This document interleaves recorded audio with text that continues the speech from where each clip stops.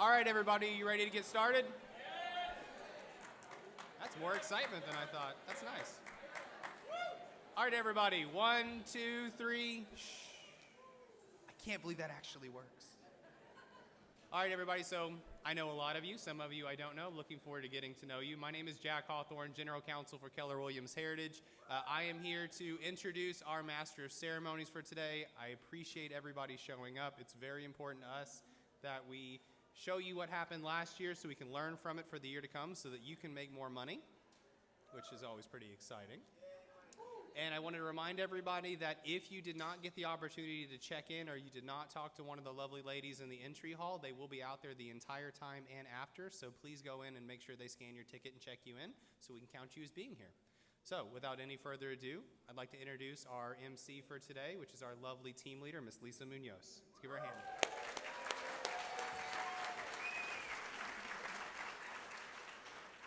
Good morning. Oh, I see some more of y'all came back in. If y'all will make your way back, there's plenty of seating over here to the right. So good morning. Thank y'all for being here. Once a year you're required to attend the meeting.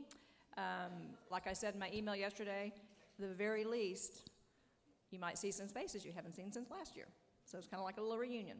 Anyway, I'd like to bring to the floor or the stage Danny T., President of Goosehead, to lead us in prayer. Danny? Good morning. While we all, as you look across the room, maybe we see God in different ways. I think we all would agree that God is love. Yes? And one of the things that has been such a joy in my life to be a part of Keller Williams is that you guys are love as well. I feel it, I see it, the way you interact with each other, the way you care about each other, the way you care about your clients. And so let's just invite God into the room. I think he already showed up with you, but let's just acknowledge that he's here and ask him to bless this time. Would you pray with me? Lord God, we love you, Father, and we recognize that as we long to see you and love you the way you deserve, Father, sometimes we fall short. We ask you and know the forgiveness that you give, and we thank you for that we can trust and know that you love us despite our incapacity to love you with everything we've got. Father, help us as we gather together and care for each other and care for our clients. We just pray a blessing on each person here, on all the presenters and all those who have spent a lot of time working and putting this together. We pray that you bless them and help them to feel peace and just trust that you will have your way today in us. And God, as we leave this place, I pray that you continue to speak to us.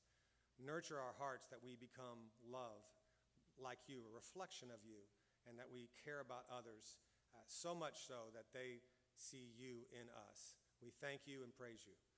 In your name, amen. Next, I'd like to bring to the stage retired CWO4 Chief Warrant Officer Roland D. De Leon to lead us in the pledge.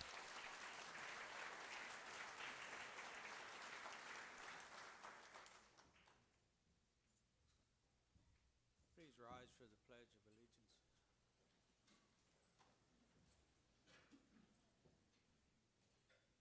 I pledge allegiance to the flag of the United States of America and to the republic for which it stands, one nation, under God, indivisible, with liberty and justice for all. Thank you. Of course, the place we're in today, the club at Sonterra, is beautiful. They always just do such a great job, and it's their service is fabulous and always treat us very well. Is Deborah here from Sonterra? I believe she was going to come up and say a few words. Deborah's stuck in traffic. Okay. Well, we'll just wait for her to get here. Will someone alert me when she gets here from the staff at Sonterra? That'd be great. Yeah, if you have an open seat, will you stand up and raise your hand? Okay. All those in the back that come in, they're going to be raising their hand or standing up so you can quickly take your seats. Y'all from back there, come on in this way. Any back there? Except you, Trey. All right. Yeah, if you'll quickly take your seats. I know the traffic was a little bit of a problem and there's still people coming in. We'll give it a couple seconds.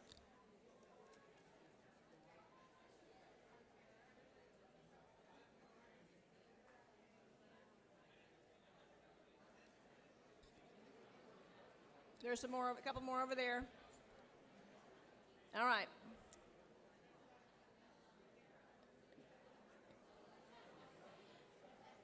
Next up, I'd like to introduce someone that doesn't really need too much introduction. I think you all know him or have at least met him once or twice, is our fearless leader, Craig Owen. He's going to be up here working on the market stats. I think I told you there's some really good info, especially about our brokerage. So, Craig, would you join me on stage, please?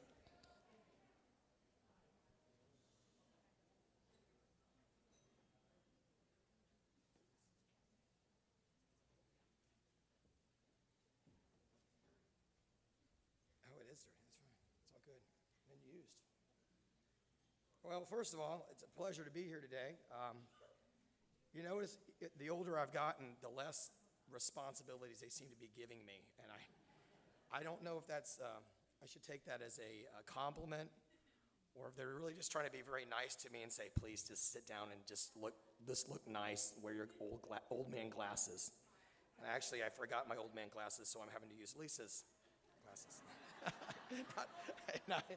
They're much prettier than mine. All right, so as we always begin, let's just kind of see where we've done as a brokerage. I'd like, I think I want to do this as well because there's an important gentleman that's really helped us this last year, help my job make it more of a reality besides all the team, and that's John Flournoy, our broker in the very back of the room. John, come on up. Come on, John. I wanted John to be up here with us because he's, for years, John was always part of my competition, which always strived to make me a little bit better. I tried. Yeah, no, you did a good job of it.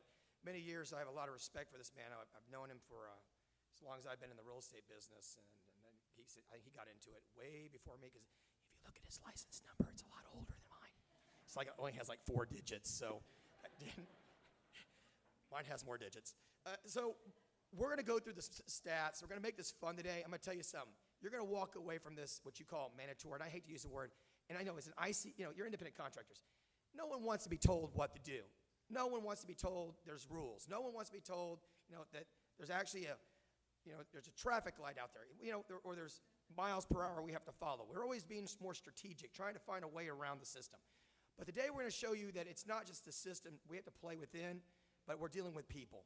And we're dealing with people's lives, and we're dealing with challenges and issues that if we can make you a better leader, the way that you influence people the way they think, that is what we want to deliver today. And we're going to give you hopefully some resources, technology, tools, and some things to walk away with, safety and better compliance to make your life a little easier, make it more profitable, and more than anything else, one thing we want to leave with is more fulfilling for not just you, your family, your friends, and the clients you serve. So, John, let's get started on market stats. It's going to take a couple minutes, and you'll see them on the board. All right? Perfect. Let me just say a quick word.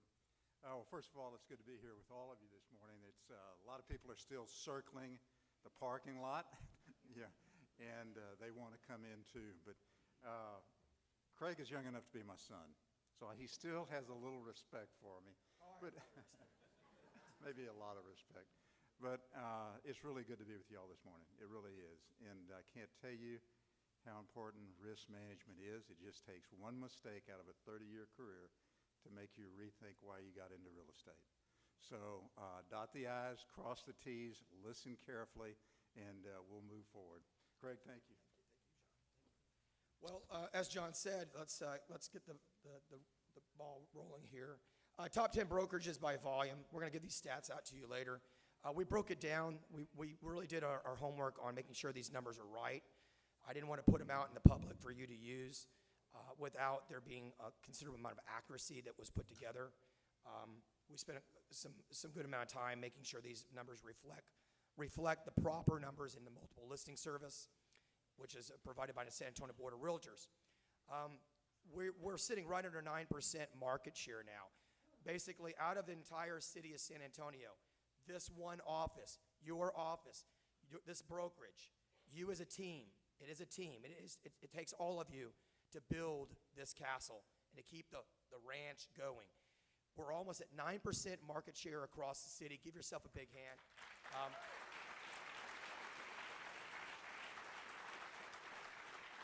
Obviously, our sister company sitting at 7.25%. Keller Williams City View, and of course, Keller Williams Legacy is sitting at right at about 4%. So right at literally 20% market share. It makes up 1 out of 5 homes, happens to be a home represented by one of you. Is that crazy? Literally 1 out of every 5 transactions is one of you as a Keller Williams representative. One of not. You are the best. This is the standard by what other, when I was talking to Bill Jones earlier, and Bill Jones was vice president at Texas Real Estate Commission. As he has come off track, he still talks about our office and says, what a great job that y'all do in the community. He says, this is the standard by which all brokers should be, which all agents should be with. So it made me feel really proud to say that I'm so proud of being a part of your brokerage as it's mine, because it's what makes it up. There's no sticks and bricks and mortars. It's you as the agent representing great transactions and serving the families that you've done. Thousands and thousands of families. So next slide. All right, top 10 brands in volume. There you go. When you put the brands together, we're over 20%, going almost 21% market share now. It continues to come up. And I know there's a lot of competition out there. There's a lot of companies. There's a lot of, you have a lot of choices. And all I'm going to say is this. I like that because it does one thing it should do for you. The more competitive it becomes, you need to become more competitive. That means you need to be more in training, have more mentoring, more coaching, more development, more growth inside, so that we can take it from 20% to 25%. Why do we want to do that? It's not for just bragging rights. It's to serve more people. How would you like it if your competition, which does not care about their clients like you do, serve people in an unprofessional manner? Are you doing the best you can be to serve your people? That to me that's fulfillment. Because we know this earlier. I was on a little small trip, and we were talking about what's your why. Is your why really the money? Some of y'all are like, yeah, it sure is. Right now it is. I'm in survival mode. It's all about money. Well, let me tell you, if you do a great job in this business over time, it will not be about the money. You'll be worried about serving your people. And guess what happens after you serve people? You get paid, they serve you. If you wash enough feet, and believe me, there's a lot of dirty feet out there, somewhat biblical. You wash enough feet in this world, I promise you this, your feet will be washed. And right now, there's a lot of stinky feet out there. So let's keep washing feet, serving the greater good of our families, and we will see this top 10 brand continue to go up. It's all about leadership. The leadership of this room is not just me up here on the stage. The leadership starts with you. And if you have an open seat, would you please raise your hand one more time? There's a lot of seats here, guys. In the back of the room, there's plenty of seats. You're gonna stand for 6 hours. You might as well come forward. I didn't tell y'all. Yeah, y'all want me off stage as quickly as possible. I'm telling you. If there's a seat, please raise your hand and then sit by somebody you don't know, and then poke at them, because probably they've got stinky feet too. Any of you over here that have seats, we can serve the capacity, believe me. Santerra's done a great job. Parking sucks, but other than that, it's... Hey, listen, we got a tea time at 12:30. We got to be out of here. All right? Any golfers in the room? Okay, see me afterwards if you're a golfer. See me afterwards after you're a golfer. I need your name and number if you play golf. Got some giveaways. Okay, there's still a lot of people in the back of the room. Folks, if you're an agent, if you plan on staying, please come have a seat up here with agents. If you're lonely and you have a seat beside you, matter of fact, some of you look really lonely, you have 2 seats beside you. Folks, in the back, look at all the seats. There's 25 seats over here. If you're in the back of the room, please sit down. If you're in the back of the room, please sit down. If you're in the back of the room, Ferris Bueller. Bueller. Come on. I can't have it's a fire hazard. And some of you are too slow. Here we go. Next ticket. 5 companies in luxury. Okay, real quickly, how do you think we did in the luxury market? How many of you take luxury market sales? Any of y'all done luxury? 500,000 now is probably not luxury. I'm seeing homes now that are 500,000 in neighborhoods. I'm going, wow, that's 500,000. That's wonderful. But here's the good thing. When we ran these stats at 500,000. That means any sale that took place over 500,000. We were double the competition of our other major competitors that specialize in marketing luxury market. When we took it even above $1 million, this is at 500,000. When we took it at $1 million sales or more, we were still number one. What I'm getting at is please use these graphs to your advantage when you go into markets where you're being told you're not a luxury brand. That is, I'm sorry, can I say this in Santerre? That is BS. And I don't know what, BS, I'm being politically correct. That's what? Bull snake. Lisa's keeping me honest. So 500,000, we're almost at 22% market share. Folks, we have a good market share of luxury market. Use these tools to your advantage. Put them in your presentations when you go to meet with clients and family. Because a lot of people say, well, I didn't know you did the luxury market. And that's just not true. Because we know that Randolph Brooks owns the luxury market now, right? That's not true. Some of y'all got that. Okay. All right. My humor's not good this morning. All right, next slide. Okay, here's the growth between 2017 and 2018. Between KW, Remax, Caldwell Banker, and great companies. Nothing but positive things to say. I think they help us become a better company. We are sitting at basically a $300 million increase year over year. Do you understand? $300 million increase from 2017 to 2018. It is in no comparison to any office brand out there. Why? It's because of you. It's because of your numbers, your development and growth, and the people who have joined this company have increased the market share every year at $300 million over 2017. That's not just because the industry is growing. That's because you personally, you're growing. The company grows if you grow. So I think this is a slide you should be very proud of. You're making a lot more money. And if you're not making money right now, look at your neighbor and ask them, are you making money? Because if he is or she is, find out what they're doing. All right. Make it short conversation. And make sure they tell them to wash their feet if they haven't. Okay, making money. Thank you, stay put. All right, let's go to the next slide. Okay, Heritage outpaces the entire San Antonio market. Can you see these slides? Listings taken, listing sides written, contracts, that's closed production sales. And then we did the last slide on closed production, I believe, units. No, total. Sorry, it's a little bit of blare. Apologize. But you can see the difference between us and the actual San Antonio Board of Realtors. The board is in gray. We're, of course, in red.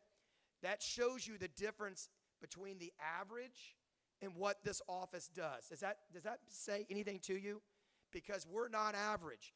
We expect not to be average. We're pushing you, you're pushing us. Some of you decide, you know what, I need to go to a brokerage that doesn't really hold me accountable.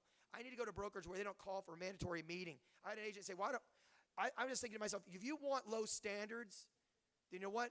That's the difference between high school and NFL. There's a big difference. If you're going to make it in the NFL, you got to play by the way they play standards. That's why they're so good. You're the 1%er of the 1%ers. Play like that. These are things that you should use in your presentation to allow people to know how good you are. Great. If you're in the back of the room, there's still a lot of seats. Raise your hands if you have seats available. There's a ton of seats over here to the right. Folks, when you come in, please come on in. We're not looking at you. We just hope you brought tacos. Don't take this wrong. I was going to buy a taco for everyone here at Santerre, and they told me the price. And I said, Can I give you just a minute or two just to say a few words, and maybe you could lower the price when they gave me the break. So sorry. Your diet this morning saved me money. Thank you. It went to profit share. Hi, Glovers. You're not, did you find any parking? I don't know. People are parking on the golf course. All right, moving forward. I think you should have brought bring your golf cart next time. I want to give a couple special thanks. Am I supposed to know the special thanks? I don't have them. Oh, yeah. Can we bring one of our, actually, I'm going to bring Lisa up here. Get off stage. I'm done. Thank you all for having me. Thank you all for being here.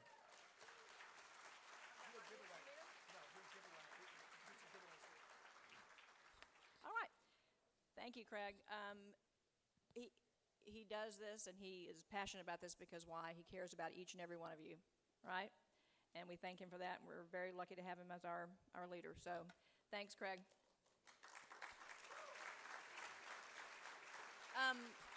As you know, this business is a relationship business, and we have relationships in many ways. And I'd like to bring someone up to the stage that's one of our partners, and we have a very good relationship with him. Jeff Hamilton, owner of Hamilton Group with Gold Financial, one of our partners. I'd like for him to come up and talk a little bit about the mortgage industry, what a true guy he is, and we love him, and thanks very much. Thank you, Lisa. Thank you all. I wanted to, I don't get you in a room by yourself very often, so all the people from Gold Financial that are here, if you'll stand up and if we can recognize them. I wanted to thank you. You know, I've been in this business now going on 28 years, and there is a room full of people that have made impact on my life that I couldn't explain in the time that I have up here or in a day's time. So I'd like to thank you for that. And I'm not going to point out any names. There's too many of you. So thank you for the impact that you've made to us at Gold Financial, or whatever the name of the company is. And we hope that we have returned the favor many times, and we will try to do so as we go forward. I put a little slide together for you, and I don't know if we have that up here or not. Do we have the slides? Okay. So, you know, we always want to try to give you something that you can take and put into a buyer package, to a listing package, whatever the case may be.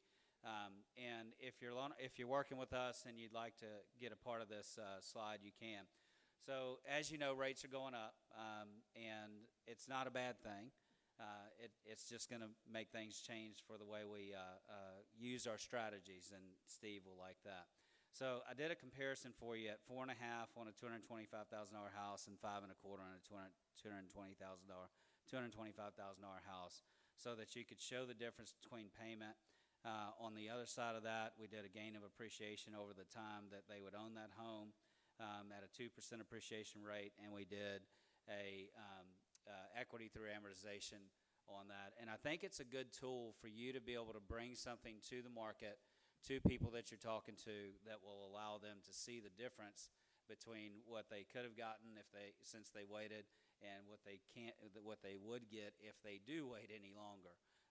Because I think time is of the essence. I do think the market will continue to increase as far as rates go, and we've got to get this information out there. We've got, go to the next slide if you don't mind, please. Okay, so I told you at team meeting the last time that we were going to talk about rates, and if anybody tells you that rates are high, I'd like you to show them this. And I didn't borrow Lisa's glasses, but I did put this together. So since 1971 until today, if you'll see the trend line of what rates have done. So 1971, I think we're about 7.5%, and that went up to about 18% in 1983, 84, and we've been on a steady decline ever since. So are rates high? No, they are not high. As a matter of fact, I would say based on this graph, they're historically low. Okay? And I think we'll stay historically low for quite some time. There's some things coming that I think will help us in the marketplace. All the loans we're doing now, we'll get to refi a couple years from now, maybe 3 or 4 years from now, or they'll buy another house. Thank you all for having us today. Hope you have a great day.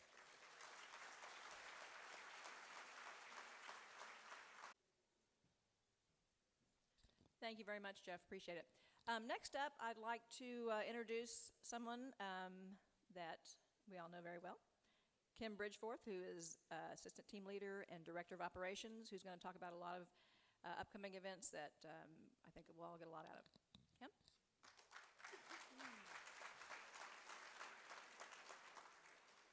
Well, thank you.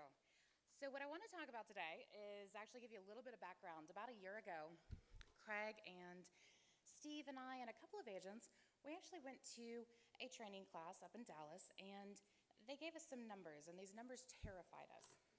It was a really interesting moment of taking a hard look at what new agents face when they get into the business. Some of you just had your first year in the business, and some of you barely remember your first year in the business. Or is that true? Does everyone remember their first year? How was it? Yeah, and that's kind of it, right? We get a mixed review because it is. You start out, you're an entrepreneur, you've got all these hopes, all these dreams, you're starting a brand new business, and there's a ton of excitement, and then what are the next steps that you take? And that's the question that real estate across the industry has really failed to answer. So the number that they threw out at us was that brand new agents nationally in the business were grossing under $9,000 in their first year. Grossing. So that's before their splits, before taxes, before they paid for their business cards and their gas. And all three of us, you can ask Craig and Steve, we about fell out of our chairs because it's completely unacceptable.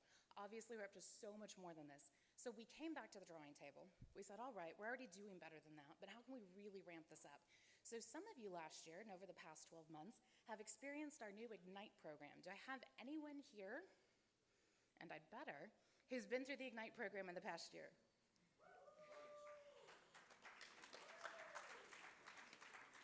So I want to let you know, and this isn't really a kudos for, I think, me or Craig or Steve. This is a kudos for you guys.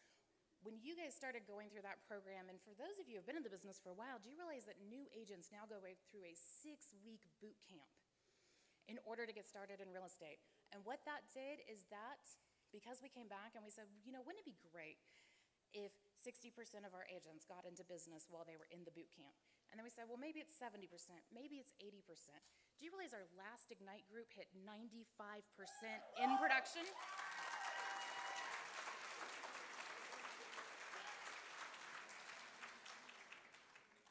Just during their first 6 weeks in that boot camp, which is absolutely incredible.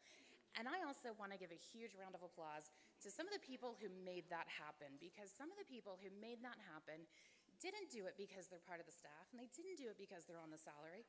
I honestly think they do it because they do remember their first year in real estate and what it looked like.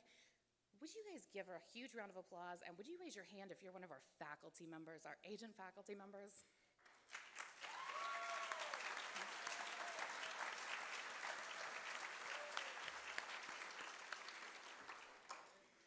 We just showed the graphs, and Craig showed you that our agents are the best of the best. You are outperforming in every single metric by leaps and bounds, sometimes double and triple what the competition is doing. And in the midst of all of that, so many of you, and especially so many of you who are the busiest, are taking time out of your weeks every single month to come in and train newbies. And you don't even get paid for that, right? It takes you away from your business, and you do it because you want to give back. And I think that's absolutely incredible. So thank you so much for that.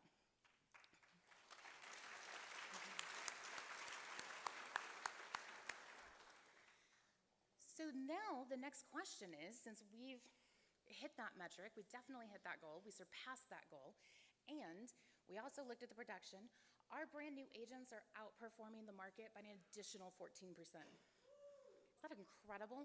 So you guys are above and beyond even what the brand new agents are doing. So you guys are absolutely rocking it. And we want to make sure that we've got the next piece of the puzzle available for you. So what we want to launch this year, we're calling our 2018 Explosive Growth Series. We're going to have a whole series of classes just for making sure, and this will complement BOLD, right? So that you've got all the other pieces of the puzzle as you're building this business. So let me tell you about the first one, because we want to start with wealth building. One of the great things about real estate, and specifically Keller Williams, is that it gives you the opportunity to profit share, and through that profit share, build wealth, and build lasting wealth. So on June 19th, I've got some theme music up here. Did y'all hear it? And it's totally fine that your phone went off. I'm just ADD. So, Jack Hawthorne, Laura Valadez, Lisa Munoz, Dennis Maples, all 4 of them are going to give a master class on June 19th about K2B profit share. This is going to include how it works, how to calculate it. There's a little bit of mystique around profit share, right? And also how to grow it and how simple it is to grow it. You don't have to talk people into joining Keller Williams. It's so much simpler than that.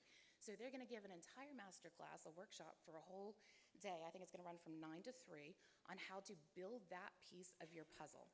And then the next class we have coming up is how to build your business. So we have a lot of questions right now. You can go back a slide. Oh, no, go forward. Okay, so we've got some national speakers coming in. We've got Pam O'Brien, Tony Giordano, and Chad Himes. So first of all, we've got Pam O'Brien. She's going to come in, and how many of you know Pam O'Brien? I know I have some people in the room who know her. Are you guys happy to see her back? So Pam O'Brien, she actually, when I first got into the business, and I'm going to stop saying when that was, but it was a little bit ago, she and her husband had spouses who sell houses. They were one of the first husband-wife teams that really built it up and maxed out that system. So she, since then, has been a team leader. She's been a team leader on the East Coast. She's been a team leader in England. And I missed the sign-up sheet for that. Otherwise, I'd probably be there too. And she's coming back. She's coming back here to her home because we have a couple of questions that I think y'all really want answered. One of those is how to build a group or team. We have a whole book about it. We have a red book. I know many of you have read the red book, and yet the red book, it's a little interesting to implement all of those steps and to do it in order and to make all the choices as you go. So she's going to do an entire business planning clinic solely dedicated to those of you wanting to build a group or team and how to do it by the numbers and how to set it up like an actual business. Does that sound good? And then that afternoon, this is even better, the Millionaire Real Estate Agent allows you, and if you follow the models and systems, to do well in excess of $14 million, even as a solo agent through administrative assistance. So she'll be giving an entire afternoon portion on how to max out the MREA as a solo agent. How's that sound? You guys are a little iffy on it. I was like, maybe I just have that many people in the room who are already doing more than that amount of production. And then she'll be back in November as well to do an MREA business planning clinic. This is the full business planning clinic by the book. So all the numbers for your business. And when we talk about the numbers for the business, it's not a budget class because this is so much more than that. The Millionaire Real Estate Agent isn't necessarily about making sure all your numbers line up. The only way that you make the MREA work is by finding like-minded people who are willing to go on that journey with you, who see value in your vision and the service that you're providing to your clients, your customers, who are also your friends, who are referring you out, right? So you've got to find those people. This class is about setting that vision and having some real numbers behind it. So that's what Pam O'Brien's going to do. In addition to that, next up we have Tony Giordano. Some of you have seen Tony Giordano in the past. This is, I think, our 3rd or 4th year having him here. He will be doubling down on our social media presence. You know what? For those of you in the back, if you guys could do us a favor, okay, one more time. If you've got a seat available, will you raise your hand? Come on in, guys. It's okay. I've got staff in the parking lot. You can't sneak out.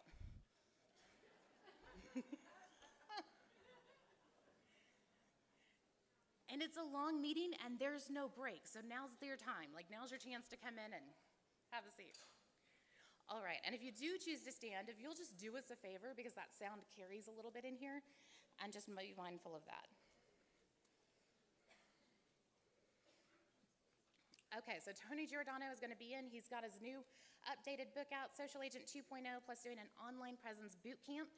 That is for you to be able to have your friends, your family, and your sphere of influence be able to find you on Facebook.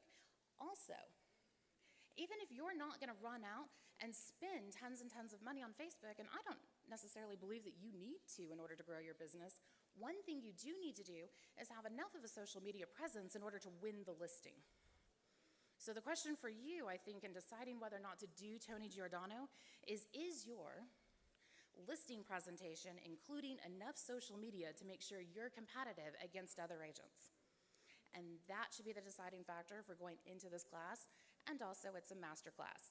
So Tony Giordano, and then our next class up, this is probably the one that I'm the most excited about, because it's going to be my favorite, is a new program called Leadership Unlocked. Because building up your business is about engaging other people who are going to go on that quest with you, we've got to double down on our leadership skills, myself included. So this class will actually be open to everyone. This is not just for groups and teams. This is for you. This is for people that you might have, close allied resources and other businesses. It's going to be for our staff. You'll see many of our partners there. This is all about leadership in your life, and leadership in every area of your life. Chad Himes is an amazing speaker. Many of you have seen him do One Thing book tours with Gary Keller. And so he'll be bringing this brand new program. We've never offered it in October. Next up, the Leverage Series. Some of you are familiar with this. And sometimes this gets billed as the class on how to hire. And I'd like to challenge that, because this isn't a class on how to hire. Anybody can hire someone. There's a lot of people looking for work. Anyone can just offer to pay someone. That's actually not difficult. Lots of people will show up and take your money. The question is, what will they do for it? And it's not just about making sure they do the administrative work, do the little details, or just do a long list of things you've decided you don't like doing or don't want to do. This is about finding the person and finding multiple people who complement you in your business and will go on the journey with you and make it their own journey. And that is really different than telling someone that you'll pay them $12 an hour to come in and do some computer work. So the Leverage Series is going to be all about that. We've had it in San Antonio this year. There's going to be 2 more opportunities to see it very close by in Austin. One's in July, one's in October. And next, I'd like to bring Trent up, because he's going to speak about something as well. And while he's walking up, I'm going to tell you, we also have Customer Experience, which is a brand new program Keller Williams has put out about how to up our game and make sure that we stay number one and provide experience to customers through multiple outlets. You'll be seeing more information about that. We're trying to book some really amazing national speakers for that. Also, we have a wealth building seminar that'll be coming this fall, and that will focus not just on profit share, but on every aspect. Real estate investment, money markets, mutual funds, all of those things that are a little hazy. And when you're already a master of your own industry, you don't necessarily have time to go out and become a master of that industry as well. So we want to start bringing more of that in. So Craig and Lisa are going to help us put this together, and it'll be amazing. And of course, the class we were sitting in where we got our wake-up call was actually a Brian Buffini class. Some of you might be familiar with Brian Buffini. He's really well known for, apparently not. We've got 2. Thank you, Roz. He's really well known for his referral program, and we have several agents have really taken that and walked that walk and built up amazing businesses. One of them is Trent, and he's going to talk to you about some opportunities to really get embedded and learn from that system about building your referral business. So come on up, Trent.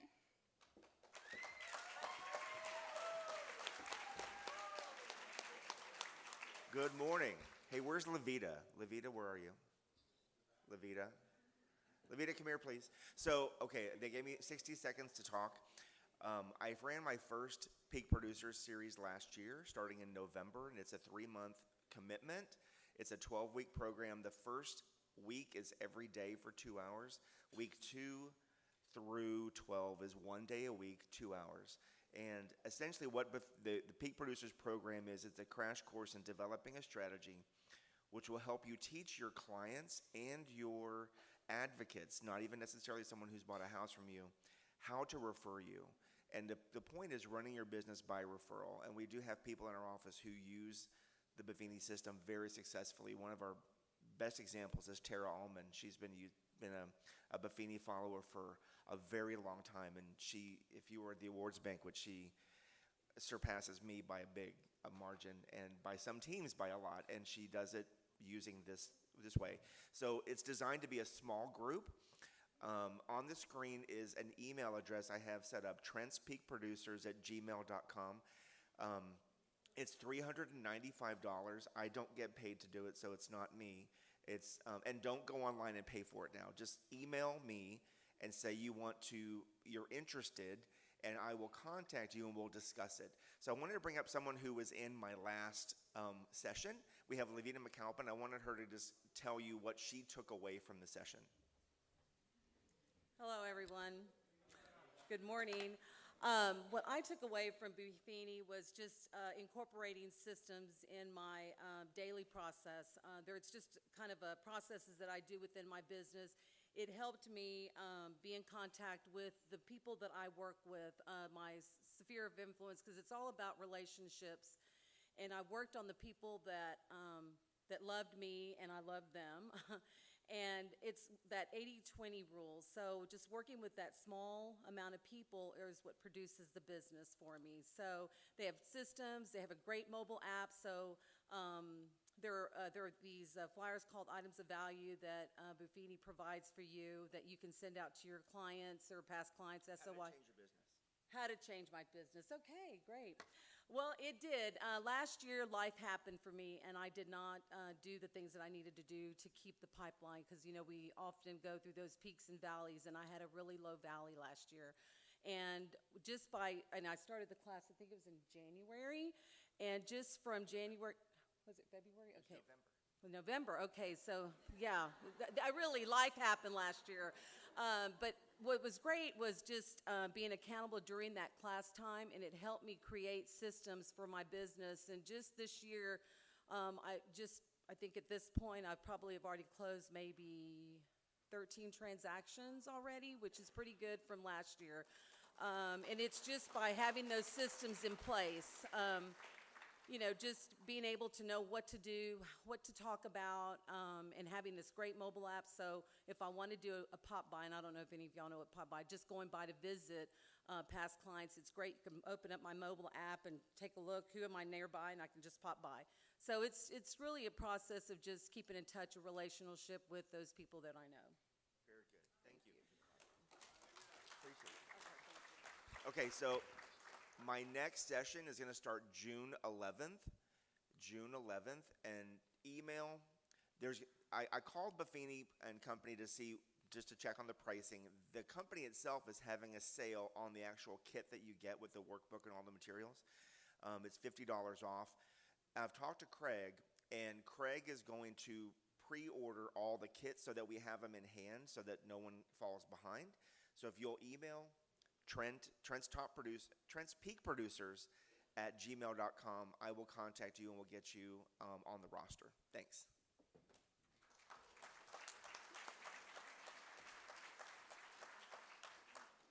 Thank you, Trent. All right, there will also be a couple more opportunities to do the peak producers throughout the rest of the year, so do not panic if this date doesn't work for you. We will have more information coming up. I do want to let you know that all the topics that we've talked about, or all the training events we're coming up, you will be receiving both an email and a text message, because I have slightly lowered faith these days in you guys reading email. We get way too much emails. You'll be receiving text messages. It'll also be posted in the app later today so that you can go through and put these dates in your calendar. It's one of the prime reasons we want you to see this so you can build your life around it. So I also know I have a lot of Bull graduates in the room. So the big question is, what is the purpose of business? To fund a perfect life. And one of the best possible ways to do that is through a referral business. It takes less time, less money. You enjoy your clients. They already love you. You love them. I highly, highly recommend this. We'll also be bringing Bold back because we know this is a huge Bold topic as well. Bold will be coming back in, correct me guys, is it August and October? Perfect. So I've got different, this is leverage. Don't have to know it all. And actually, Craig, will you come up for this next portion? Because another 2 events coming up that we want to make sure you can save the date for. I don't believe registration is open for either of these events. And when it becomes open, we'll let you know ASAP because both of these events actually will sell out very quickly. So the first one that we have is Mega Camp. This is the 14th through the 17th. This is the huge event that we do in Austin. We missed it last year because of the hurricane. And so I'm going to actually give the mic over to Craig to give you a little bit of an update on what Mega Camp and Family Reunion look like, especially for those of you who have not experienced it yet. Okay, very, very quickly. I know we're running a little late. My car's being towed, so I don't. It's a golf cart. I would take it. It's a golf cart. I'll walk home. Any of y'all raise your hand if you've been to Mega Camp? Raise your hand. Been to Mega Camp? Okay, raise your hand if you've been to a family reunion, convention. Okay, literally probably over 50%, 60% of the room has never attended one of our national events. If it's anything, it's worthwhile attending at least once while you're here with our company.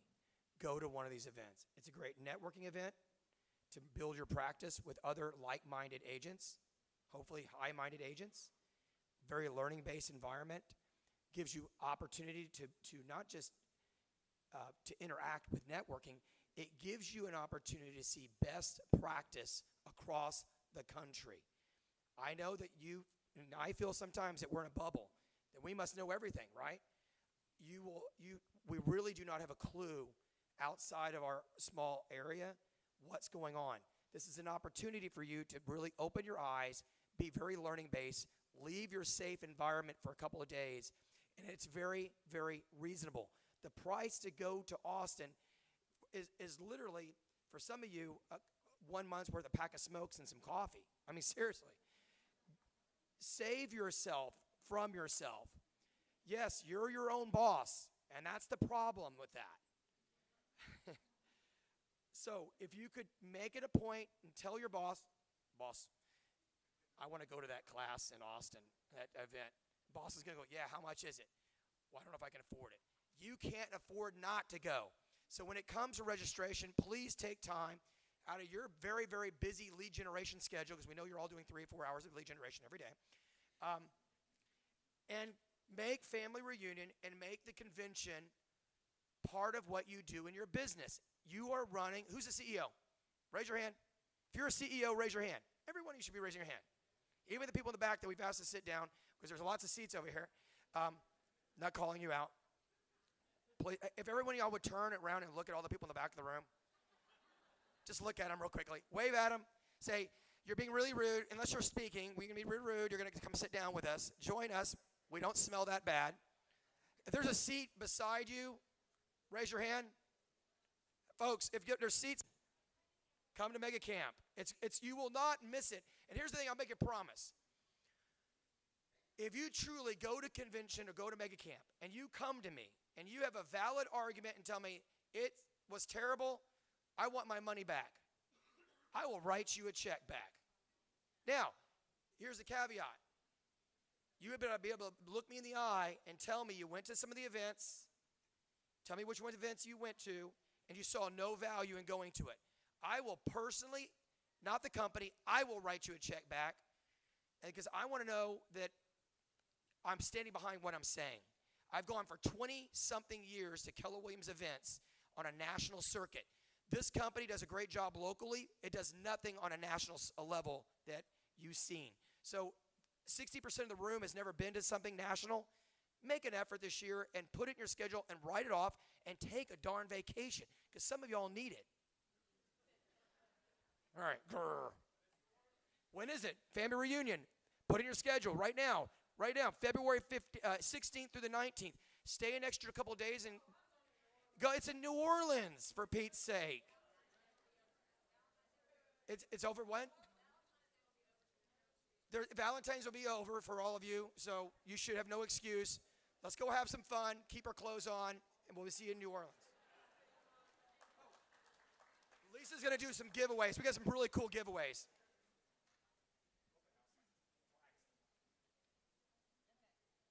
Everybody have their raffle tickets? Who has their raffle tickets? Raise your hand. Oh, they haven't given them out. Okay. We'll get to that in a minute. Julie, can someone help them get the raffle tickets if they didn't get one? Okay, next up, before I do, I want to just take a moment and reflect on that last 15 minutes or so that Kim presented all those events coming up, and thank you for so passionately talking about them. I mean, it really meant a lot. If anybody asks you or tells you that the brokerage you are at gives no value, I want to ask you, what, pray tell, was that last 15 minutes? Was there something in there for everyone? Every event might not be for y'all, and some of it, that's fine. But there were at least 8 to 10 events, easy. And Mega Camp and Family Reunion, there are people that come to Austin from Tokyo, England, Turkey, for 2 days, 3 days of mega camp. They travel for 2 days to get there for 2 days. We're in San Antonio. What is that? At worst, 2 hours with traffic going up 35, hour and a half. It's like Sonterra, exactly. I think it's probably a little shorter than Sonterra today. No. Anyway, but again, I just want to stress the fact that that is a value, that's a basket of value that Heritage has for you. And you're associated with a brokerage that cares about your business and your success, and any one of those or all of them, you've got to participate. There's something in there for everybody. So, okay, I would like to bring up someone. Mitch, are you around in the wings? Yeah, there you are. This gentleman, Mitch, he's been with us probably not quite a year, maybe a year. He has stepped up to a big job. He is the president of Agents Helping Agents, and he's going to talk a little bit about a big event we have, something to do with margaritas, I think, right? Thank you. Good morning. Thank you. Thank you. It must be the pink shirt. Must be the pink shirt. Once again, good morning, and thank you so much for allowing me to be your representative for Agents Helping Agents. As we all know, Agents Helping Agents, also known as AHA, is about you. It's for you. This organization has had great leadership in the past, so the responsibility is huge. Only being an agent for about a year and then doing this has been, let's say, overwhelming. But with challenges creates great activity, which creates great opportunity. That's why we're doing this. Plus, the good Lord has put it in my heart to serve others. That's what I want to do, is serve others. So let's talk a little bit about Margarita Madness. Who has been, now this takes audience participation, raising of hand. Who's been to Margarita Madness in the past? That's not even 40%, probably 25. Who wants to go to Margarita Madness this year? That's still not 40%. We need at least 80% participation in this. Who wants to go to Margarita Madness? Awesome.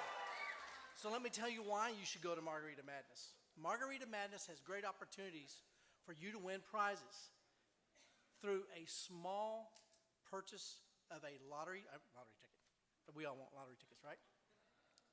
Through a small ticket, one ticket for $5 or 5 for $20, you then can be in the opportunity to win a trip to Arizona for 2 with a value of about $3,000, small $5 purchase. You can also win 3 different Yeti packages with liquor. Those are range anywhere from $250 to $500 and on and on. There's great opportunities for you to do that. You will get a barbecue, some of the best barbecue in Texas will be served that night. You will have a great band. The Brett Mullins Band will be there, as we had last year. So great opportunity for you to serve others, to drink a lot of great margaritas and have a great time. Please attend, and you can sign up today. You can actually, oh, one more thing. Where's Mike at? Mike Aguiso. Mike is stepping up, and he is going to be our logistic team coordinator. And what we need, all you healthy guys, show up the morning of. yes, So we can bring the stuff over and set it up. And then all you healthy guys who are not too hungover, yes, show up the morning of. yes. Even if you're hungover, we'll laugh and have a good time and still take it down and return it back to the storage. What was that? I'm sorry. Yes. So let's just say this. Show up, we'll have a great time. Thank you so much for your time. Thanks very much, Mitch. That and the whole committee, that takes a lot of work and a lot of dedication, and it's not for their health. They're doing it because they want to, and so and margaritas too. Someone said that, yes. Anyway, thanks again, Mitch. Make sure y'all come and buy tickets and everything the 31st. I've looked at the weather, 15-day forecast. It's supposed to be sunny and no rain right now. So, yay. Okay. The next person, if you're ever just reading the dictionary, Webster's Dictionary, and you look up epitome and productivity coach, this man's face comes up right there in the picture with a big smile on his face, because As we all know, the productivity coach, Grand Poobah, the voice of one, Steve Collins. Thank you.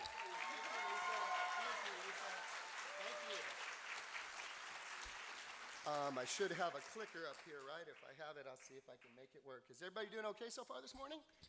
I burned about 8,000 calories parking and driving, so I feel like really totally pumped up right now. And turn right, turn right, turn. Okay, so we'll just do voice command. So if we could move the slide forward, that'd be awesome. Whoever's in charge of moving the slides forwards. One of the things that Craig is an expert at, clearly, is putting together a team of people that are here to serve you at the very highest level. It's the reason why Kim and Katie and all of us behind the scenes have been able to put our own proprietary system together for taking new agents off the street, you know, where folks normally have a 90% failure rate the first year, and we can have 90% plus having something under contract by the time they graduate now, because we have the freedom to pretty much do what we want to do on our own. And that's the freedom Craig has given me with the coaching program we've put here. So for those of you that don't know, has anybody heard of Zig Ziglar? Anybody know who Zig Ziglar is back in the day? Okay, so I'm one of 15 certified Zig Ziglar legacy coaches and trainers, and the biggest difference with this particular coaching program and the philosophy behind it is Zig believed this, that you could have all the money in the world, and yet if your family relationships were out of control, you probably weren't a happy person. If your health was out of control, you probably weren't a happy person. If you were spiritually messed up, you probably weren't a happy person. That money and finances is certainly a part of your life, but it's not your whole life. Would you guys agree with that? And he happened to believe that you can have the opportunity to have each of those areas with just a little bit of daily work, and you can see some pretty significant differences over time. So that's been my heart at the Market Center, has been to create an environment with an opportunity for people to grow and become all that they were created to be, but in all areas. If I help you make a ton of money and you're feeling sick and tired, I feel like I failed you. If you're feeling great, but your family relationships are jacked up, I feel like I've failed you. And now we joke all the time. Angela's going to come up and speak with me. We've been married 24 years. We have a great marriage, but she is a Latina, which means I'm 3 fights away from being stabbed in the chest any given time. I always sleep with one eye open, but we put a lot of work into it. It's not perfection, it's progress. So if we can go to the next slide, I want to have a quick conversation with you real quick. Okay, we'll go to the next one that has some. This is what we would call a wheel of life. When we're looking at our business, many times we are going through one of 4 stages that influences how we're thinking. And those stages are this. We start with survival. And then we work hard enough in survival, and then maybe we get to some stability, if you can picture a triangle. Then from stability, we get to step into success. And then we get to enjoy success for an extended period of time. And at some point in that success journey, we come to a place that we call significance, where you have the opportunity to actually give back and grow and serve other people. You can't even have the significance mindset until you've been in success for a while, and it's not even on the radar when you're in survival mode. So I understand everybody is at a different level. What we want you to know is that Heritage, Craig is like a giant Luby's with all of us and what we have to give you as tools. You don't have to like liver and onions. I am intentional about the people who really appreciate what I do and who I am. If I don't have an equal amount of people who can't stand me and what I do, then I'm not being authentic, right? I'm not trying to be a yes man. I know I'm not for everybody, which is why we have all kinds of different programs available to you. What we want you to know is when you look at this wheel of life, when you look at your spiritual life, your financial life, you look at your health, you look at the dreams and goals that you have in your life, I have one question for you. What's that question? It's on the next slide. Which of these areas in life were you created to fail in? This is a question Zig asked people. Which were you created to fail in? And who's okay with failing in that area if you have the capacity to not fail in that area? You guys understand? Follow what I'm talking about? So let's go ahead and go on to the next slide here real quick. So what we've put together, now this is what's phenomenal about the Ziglar family. I actually have the privilege and opportunity of meeting with them. And I said, Tom, I don't want to step on Dad's shoes. He's a legend. And I've done a lot of thinking about people's lives. And I think your dad didn't have tech issues in his lifetime when he was teaching. May I have permission to tweak the wheel of life? And the entire family said, go for it. And this is what it represents right here. The wheel of life we're looking at for is what is your personal growth? Where are you on a scale of 1 to 10 in your spiritual life? Now, by the way, 1 or 2 or 3 of these may not be important to you. And just so you hear this, I'm totally okay with that. I'm totally okay with wherever you are. We just need you to know that there's a conversation available to you and resources available to you to help you grow in any of these areas. Your family, where are you 1 to 10? Career, your hobbies, physical, tech life, Meaning, like, is it World War III when you tell your kid, give me your phone? Do you find yourself spending more time with your spouse or loved one, but you're like this the whole time? There's some challenges that come up with this, and so we're not as scared to address those, if you know what I'm talking about, okay? So when we look at this wheel of life, one of the things I want to do real quickly is I want to have Dave Wilcox and then Michael Carter. If you guys will come up real quick. Michael has a background in coaching and has been coached for a while. Dave had not. And so I think it's a real good mix for, a quick 30-second to let these gentlemen who you guys know and respect share a little bit about how this has impacted them. So, Dave, if you'll come on up. Okay, you go first. Okay, Michael. All right, I'll go first. Hey guys, I'm Michael Carter. I just want to share real quick. So for 2 years, Amy and I coached with another coaching organization that was fabulous, that was really helpful in giving us our vision for our team. A year ago, we started coaching with Steve, and it has been absolutely transformational for us. We kind of went through that. If any of my bold graduates are in the room, we went from that breakdown to breakthrough. Quite specifically, personally, a breakdown in Steve's office back in January that this guy right here was right there for, coached us through, and has really helped us be able to really not put the wheels back on our bus, but tighten the wheels up. We 5 things that we jotted down. For us, coaching has meant accountability for us in all of these areas. Those 5 wheels, Steve's practicing what he preaches. Accessibility. This guy, when I'm coaching with him and I've got questions or problems, he or Katie are on it, and it has been fantastic. Scripting with our team. We have our entire team in coaching with Steve. So we coach personally with him. Our team coaches with him and is accountable to him every single week. And it has been transformational for our team, everybody from admins to sales. I mean, it has just been fabulous. Tips for coaching our team. We receive coaching from Steve on how to take that back into our team, and we have an expansion team in Austin that we are also using these principles back with them. And so I know the future for our team is great, and it's continuing to change, but without coaching really with Steve, I mean, it's just been transformational for us. And I want to tell you guys, there's really no excuse for us. We have 2 kids that are 6 years apart. Steve's got 6 kids that are like 2 years apart. I don't know how you did that, but this guy, he is managing all of that. And for us, it's been really huge, just as a husband-wife team, to really be able to watch how Steve conducts himself with Angela and their family, and really. Not half, but there have been quite a few of our coaching sessions where Amy and I are going, oh my gosh, we've got some challenges here, and to be able to be shepherded through that and mentored through Steve. So I could keep going, but yeah. Thank you. I really appreciate that. Dave was out on a ranch somewhere, so coaching wasn't even, that was sports, right? I really don't want to follow that.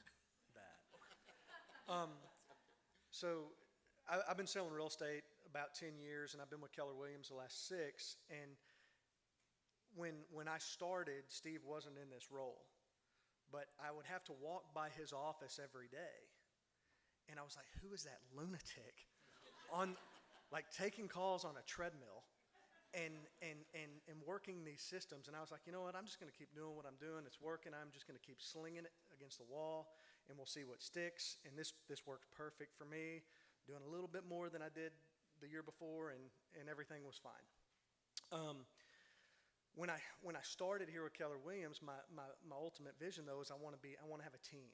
I want to have a team that produces at a level that everybody else is talking about. That was important to me, and I wanted to be able to run that team, that we had something that we were proud of. And I was, and we were doing well, and we were moving along, and we were doing a little bit more, but again, we had no process. We had nothing around what we were trying to accomplish one day after another. We were so reactive. We had no proactive skills in our toolbox at all. And so Steve kept, if you know where my office is at Heritage, Steve kept walking by every day, poking his head in, and I'm like, God, man, that little muscle-bound leprechaun. I mean, like he's shot out of a cannon every day. Like,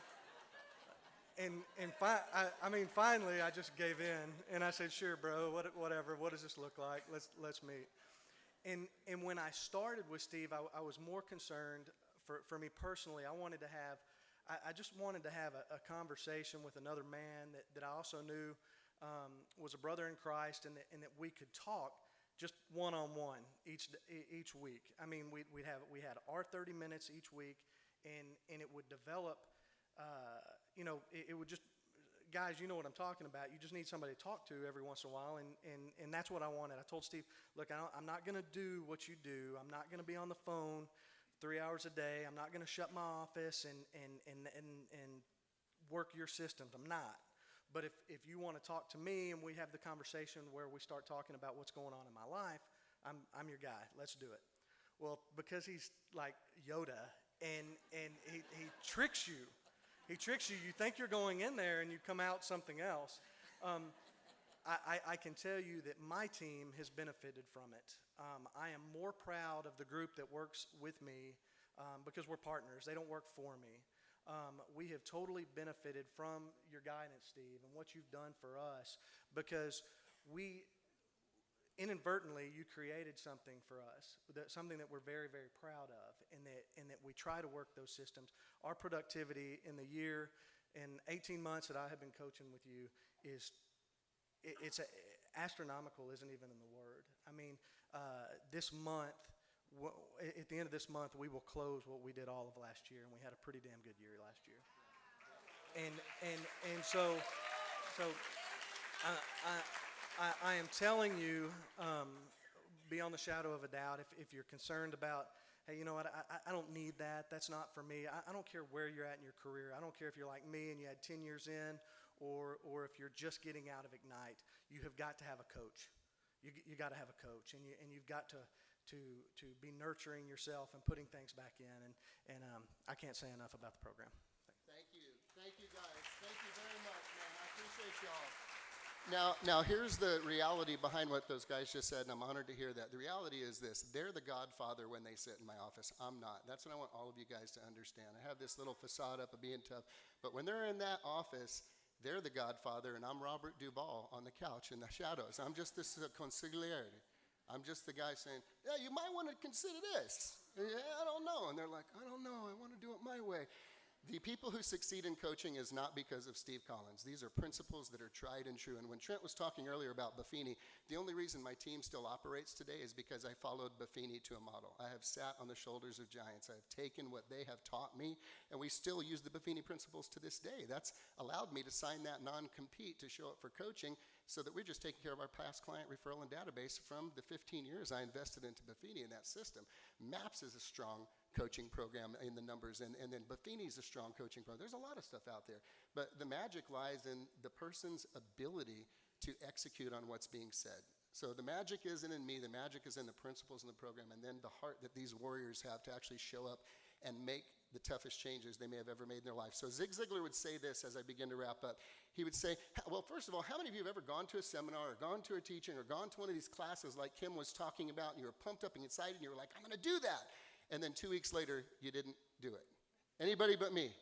You bought the stuff, had the books, they're still on your bedside table. And you keep hoping that by osmosis they'll hit you. Zig said there's only 2 reasons why people who sincerely and genuinely want and desire a major change and intend to make that change, there's only 2 reasons why they won't do it. If you'll hit the slide, please, on the next one. So why don't people hit their goals? Hit the next one. Number 1, he said they don't know exactly what to do. We'll help you know exactly what to do. And the most important, they don't have accountability to do it. That's just it. There's no accountability to do it.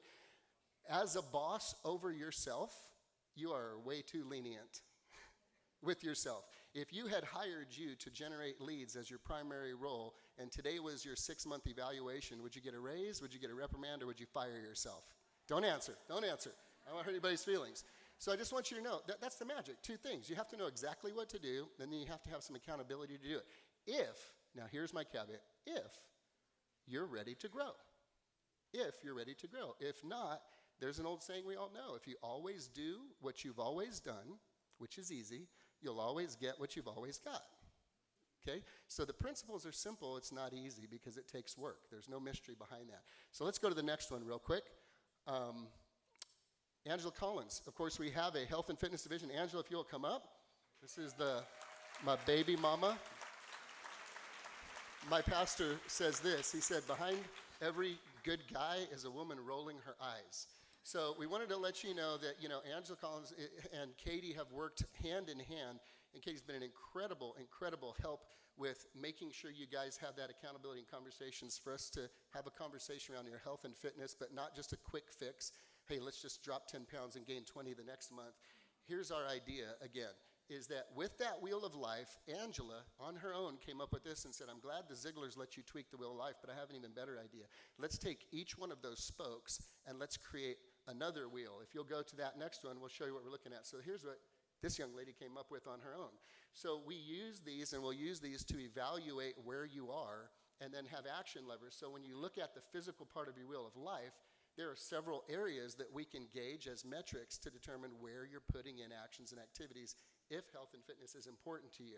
And so Angela's going to talk about an opportunity coming up. So do you want to talk about that or go to the next slide? We can go to the next slide because I know right now it's time to take action. And so we are going to be beginning Most Baddie Thought Last Challenge starting Monday. Weigh-ins will be this week, and we're big about action here. And so if y'all can take out your cell phones. Next slide, please. Next slide. There's information for myself and Katie. Next slide, please. If you want to join the challenge, text yes to this number right here. What we're going to be doing, the weigh-ins are going to be for, like I said, most body fat lost. And so we're also joining with Sarah Treat of Local Health Market. She's going to be bringing her scale to the office. It'll breed your body fat, your muscle, and we'll go from there. Okay, yes. Thank you, Angela. And can we go back real quick so that you can see this? This is the why. Simon Sinek talks about the why. Here's our why. You need to hear this. We want to help educate you and your family to implement lifelong, sustainable, and healthy habits to live a vibrant and energetic life. We're not looking for a quick fix here. We want you to know, again, Craig has set the table. It's Luby's. These resources are available to you. Don't raise your hand, but I would like to say this. If you feel you're in the optimum physical shape and condition and you feel amazing, raise your hand. Don't raise your hand. Sam, and I see a couple other guys, right? Andy, my two buddies that go to the CrossFit gym, right? Okay. But if you can say, I'm not quite there, just know there's opportunity for you. There's no pressure. There's opportunity. There's opportunity. So we don't know exactly what to do, and we don't have accountability behind it. We don't have what? Accountability, that's all. If you would like change, the opportunity is here for you. So if you'll go ahead and move forward. So that's what you'll text yes to 88202, and the ladies will help you out. Yes, and also we run about 4 challenges a year, and when we go back to that wheel of life, what I've noticed and what Katie and I have noticed is sometimes you work on maybe your hydration, something as basic as water. Sometimes you work on your workout. Sometimes you work on your quiet time. And so there's a lot of levers that can be addressed. So don't feel that, okay, I'm not where I need to be before I begin. Just jump on in, and we will help you out along the way. Okay, Angela, I'm going to go to the next slide. Thank you for coming up, sweetie. All right. So finally, group coaching. There's new agent group coaching for folks just out of Ignite, and then there's experienced agent coaching. If you find yourself stuck, we do smaller group coaching sessions. I told Craig I was going to talk about the fees. It's $10,000 a month to me, or 5% of your GCI when you close something. So when you list a house, you don't get paid unless you produce. I don't get paid unless I produce. Across the nation, the Keller Williams MAPS model is 10% of GCI closing. I'm at 5%. Do the math on that. Like, I'm a cheap date, guys, really, okay? So just so you know, it's either 10 grand a month, which I'm cool, or, when you close something, 5% of GCI, that's how that works. So the new agents are 1 to 2:30 on Wednesdays, and the experienced agent are 3 o'clock to 4:30 p.m. And we'll go to the next slide, please. And we're going to be doing something for those of you that wonder, what is this whole lead generation thing about? In case you're wondering. As a realtor, what does that look like when people are actually doing this mysterious activity I have heard of all the years I've been in real estate, and it's consistent. So Maloof International Group is going to be doing this May 24th in our Heritage Training Room. They will give you the opportunity to come and participate in a 2-hour lead generation session. Okay? So you have the opportunity to see what that's like, how it works. Who in here believes Scott has kind of figured out lead generation? You guys realize he's kind of figured it out. And he told me, it's not complicated. You know, he said, Russ, I just have to do it every day. And the room went silent. We just have to do it every day. Okay, and then our next slide, and then we're on to the next slide. So thank you for your time, guys. We appreciate you and all you do. Thank you so much, Steve, and Angela, if she's still in the room. Let's give them a big round of applause. That's a huge program. Thank you. Made a big difference in our market center. Yeah. Okay, I'm going to call a couple people up, three people up to the stage in a few minutes, but I want to talk about something, culture. This whole room is full of culture right now. Countries have cultures, families have cultures, businesses have culture. Culture is a big part of Keller Williams and a big part of Keller Williams heritage. It's kind of like, who watched Harry and Meghan get married Saturday? Come on, be truthful. Come on. Was that about the epitome of culture in that country? Everybody lined this, the whole country was bathed in that culture. Whether you, I don't know whether they even liked it or not, they still got involved, and that's a lot of culture in that country. I call our culture, I kind of say, and you've heard me say this a lot if you've been in any of my classes or speaking or anything. From the inside out, from the outside in, you can't explain it or understand it. From the inside out, you can't explain it. Let me say that again. From the outside in, you can't understand it, and from the inside out, you can't explain it. And that's this culture, and you have to be in the culture to understand it. So I'm going to call Dave Wilcox, Roz Casey, and Tish Lowe to the stage, please.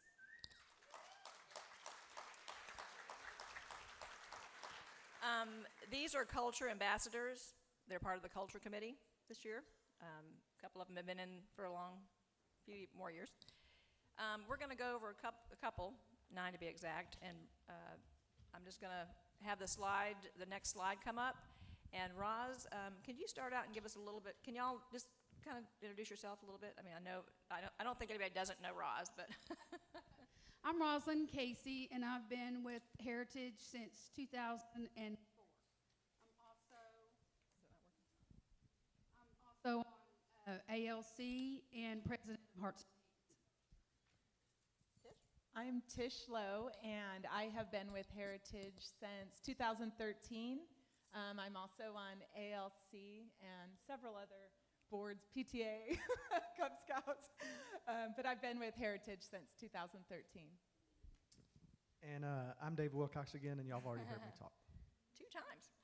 Okay, non-negotiable rule, if you'll look to the slide, win-win. Roz, I'm going to ask you to kind of go over that one, if you wouldn't mind. So what we did is we took the win-win, and then we decided on, not like you'll have a hard time hearing me. Okay, so, can y'all hear me now? Okay. So we took the mission statement, and we then went down and picked out some culture points that we thought would go with those. So the first one is win-win. And so from the business side of that, we chose putting God and your family first and then business second. And Tish, you want to talk about from the culture side? Certainly. On the culture side, we went with doing something right without wanting to be recognized, just doing the right thing. All right, thank you. The next, integrity. Dave, you want to take that one? Sure. We when we were going through all of these and thinking that we were going to be presenting this to you guys, we wanted to make these bullet points concise and something that as a group and as a room that we could agree with. And we thought that very, very easy on integrity, that if you just take a stand on an issue that is not necessarily popular but is right, and it's right for the entire group, might not be right for you, might not be right, or might not benefit you, but it's right for us as a company, that is where we're going to err every single time. And that's where we're going to focus. And then from the culture side, it's understanding that the higher purpose of business is to give, share, and care. Thank you. I don't think we'd all be sitting here in this big group and have this many agents and be successful if everybody was a taker and not a giver in this company. Do you agree? Next slide, please. Customers. For customers, on the business side, We chose, and I'm sure some of you in the room have done this. I know I've done it. So being willing to walk away from a transaction that compromises your principles. I know we've all been there. If you haven't, you will be. Yeah, in our culture, Jack Hawthorne this is probably number one thing I've heard him say in every single Ignite class or orientation that I've been in is that you respond to your clients' calls and concerns in a timely manner. When you let that call go unanswered, what just happened to your client? They went from being concerned or upset about something to now full-blown pissed, and you can't fix it. And then guess who gets a phone Absolutely. call when that happens? So, in what we have also found with clients in the past that have pursued, taken action against us legally, is that if the agent would have just said they were sorry or were just responsive, it never would have got there. So answer your clients' calls as soon as you can, and not the next day, that day. As they say, swallow the frog first. And that way you'll have it taken care of and you won't have to worry about the issues later. That's right. That's one of the biggest things. Communication or lack of, as I call it, the kryptonite of every realtor in business. All right. Commitment. Who wants to take that one? Commitment. So from a business side, we chose hitting your monthly and annual production goals. So the culture. Tish, you want to take that one? Culture, representing the market center in a positive way. That's a really important one. Representing your market center. This is your reputation. This is how you conduct business, how you act is affecting about 999 other agents and colleagues. This is important. Commitment and holding true to the values and the culture. And as we all know, our reputation is all we have, and especially in this That's right. business, and it just takes one or two things that you haven't handled properly and in the right way in order for things to not come back to you so smoothly in the future. That's So right. it's always better to represent the right way and the way that you should for everyone and make it a win-win. That's right. Yep. All right. Communication. This goes with we really Yes. can't overstate this enough, but you have to consider the other person's viewpoint before reacting. We live in a society where that does not happen, but hopefully we can work in a room and as a company together where we can consider everyone's opinion and viewpoint before we just make our decision and ostracize them for having that. So if that's who you are and how you operate your business, then you won't be in this business for very long, and I sure hope you're not with this company for very long. So as they say, get out of curiosity, or get out of judgment and into curiosity before you react. So always remember that. That'll help you. It's kind of like when you're about ready to send the email or a text, just put it in your draft box. Count to 10. And think about it the next day before you do that. Can you go back to that slide real quick, the last one? Complimenting others regularly. I want to talk just real quickly on this one. Do you know that there's so many agents in our office and we're all so busy, but just once in a blue moon, once in a while, if you see something and you just, that's a nice tie, or that's you're smiling today, something must be good. Complimenting someone, it makes a huge difference. I've had people say, that just made my day. I was having a day that, you just wouldn't believe in. Just that one comment. So compliment each other, celebrate good things, all right?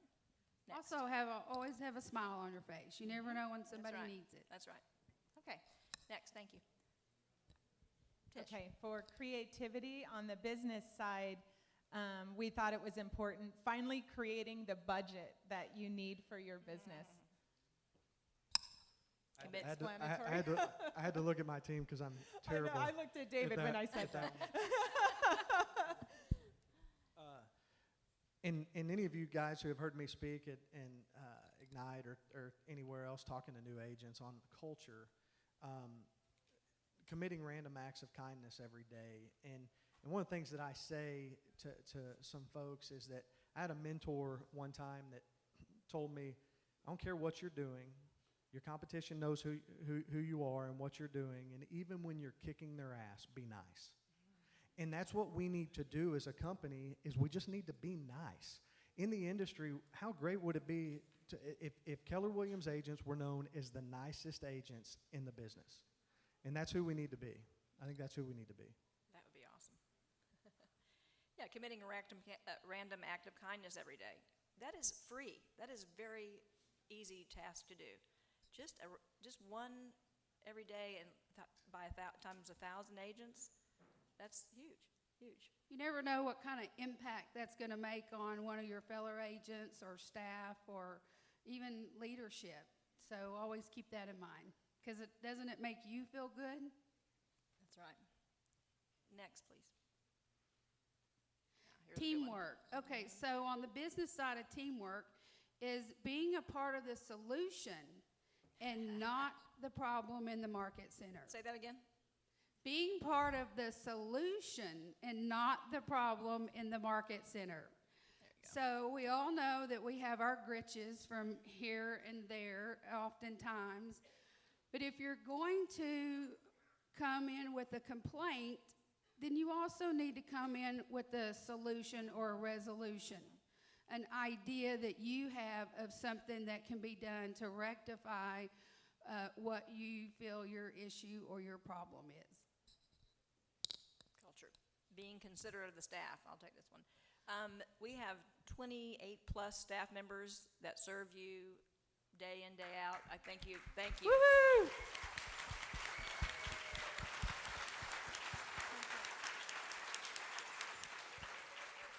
Yes, they're staff and they're employees, but they care so much about you every day. They bend over backwards most of the time, and we just appreciate them so much.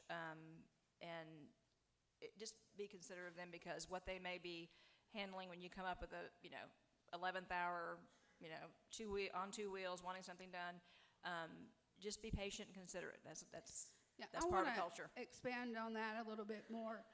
You need to think about, of those 28, they're working for over 1,000 agents. Plus, they're doing all of the administrative work. They're planning things like this, the awards banquet, so many other things, and they've got a lot on their plate. They work a lot of long hours, so be patient.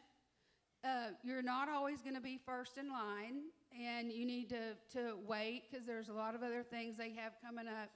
And first and foremost, always be appreciative and be nice and gracious. That will get you so much further than the opposite. And we are very blessed. We have one of the #1 staffs ever. Yes. So we're very, very blessed. Let's give applause. All right, next slide. Dave, want to take this one? Okay, on trust, as far as your business is concerned, being the best co-op associate possible, always respecting other associates in the office. Or other associates, period. Elsewhere. Yeah. When you're on the other side. And we all know there's times that we get extremely frustrated. They don't have the training that we do. And how many times have we done the other agent's job? Well, we just need to keep doing that, because we need to keep in mind that the end result is our fiduciary is to our clients. And if that's what it takes in doing that and being the bigger person, then that's our job, and you will always win for that. Yeah. The culture, helping someone in the market center willingly and with a smile, even though you are busy. How many times, and I know we've all been there, back in the resource area, the bullpen we call it, and there's a new agent kind of struggling, you kind of maybe hear them, you're eavesdropping, you hear them talking about something, and they're in a quandary, and just one answer and one guidance would make a huge difference, because we've all been there, right? I've had so many agents that come to us, transfer to us, and say, I just can't believe how willing and helpful these agents are. Where I came from before, it was like they were afraid to even share anything, because they were too afraid that I was going to take their ideas or something, or use their ideas to better my business and kind of stomp on them. So that is trust, and that's one of those things that we have, and that is a huge part of culture. Next. Last and not least. Under success on the business side, we chose implementing the Keller Williams productivity systems I myself am guilty of not utilizing all of them because we have so much in front of us that we can use to make us the best. And on a culture side, we're going to end with, as Dave mentioned before, be nice. Always be nice. As I've always said, and the saying goes, you catch a lot more flies with honey. So always remember that, and be nice to everybody, and smile. And I want to say one more thing about that. Being nice, I think it rubs off. I think everybody in this room is nice, and if you aren't feeling nice one day and you're next to someone that's happy and being nice, then it kind of rubs off, and that's another part of culture. So those are the non-negotiable rules of culture, and I want to thank Roz, Tish, and Dave for being up here and sharing that with us, because they are huge ambassadors of culture, and we really appreciate y'all and taking the time and going over this with us. I also want to give a shout out. We have two other people on our committee, and one of them is Gilly Mendoza, and also Jerry Sowers. Thank you, Jerry. Jerry was very instrumental in helping us work with this and put this together, and as always, Jerry, we thank you. She's our matriarch of culture. Thank you. Thank you. Thank y'all.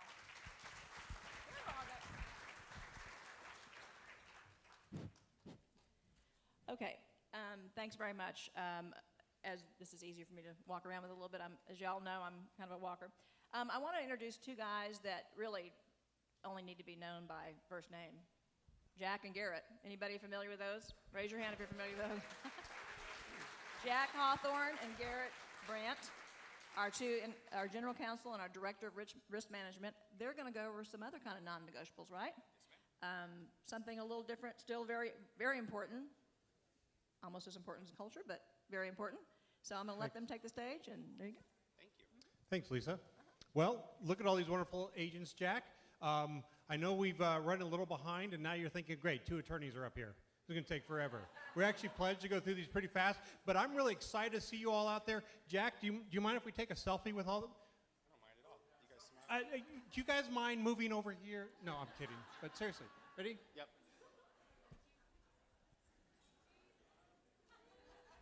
All right. Thank you all. We are going to go through the non-negotiables here. We're going to go pretty quickly because these are non-negotiables. We're not going to belabor the point. I know there's going to be a lot of nuances. You're probably going to have questions. Please see us after the program. Email us with your questions because there's always nuance to these, but really these are things, and we strip this down. We could do 100 non-negotiables, but you'd break them all, right? You don't want to do that. We've pared these down to the essentials. We really want you to take these seriously for your liability, your risk, and doing things the right way. So next slide. Let's move. Number 1, no Keller Williams Heritage Associate may represent themselves as a seller on their own property. It's excluded from E&O. You can't burn your own house down and then claim that was that you should get insurance proceeds. We're excluded from policy. You can't be your own agent and expect to be covered by insurance. So don't put it on the MLS. Don't claim E&O. Just don't sell your own property through the MLS. Get one of these beautiful people next to you to do it for you. Garrett bet me he could only take 1 breath per slide.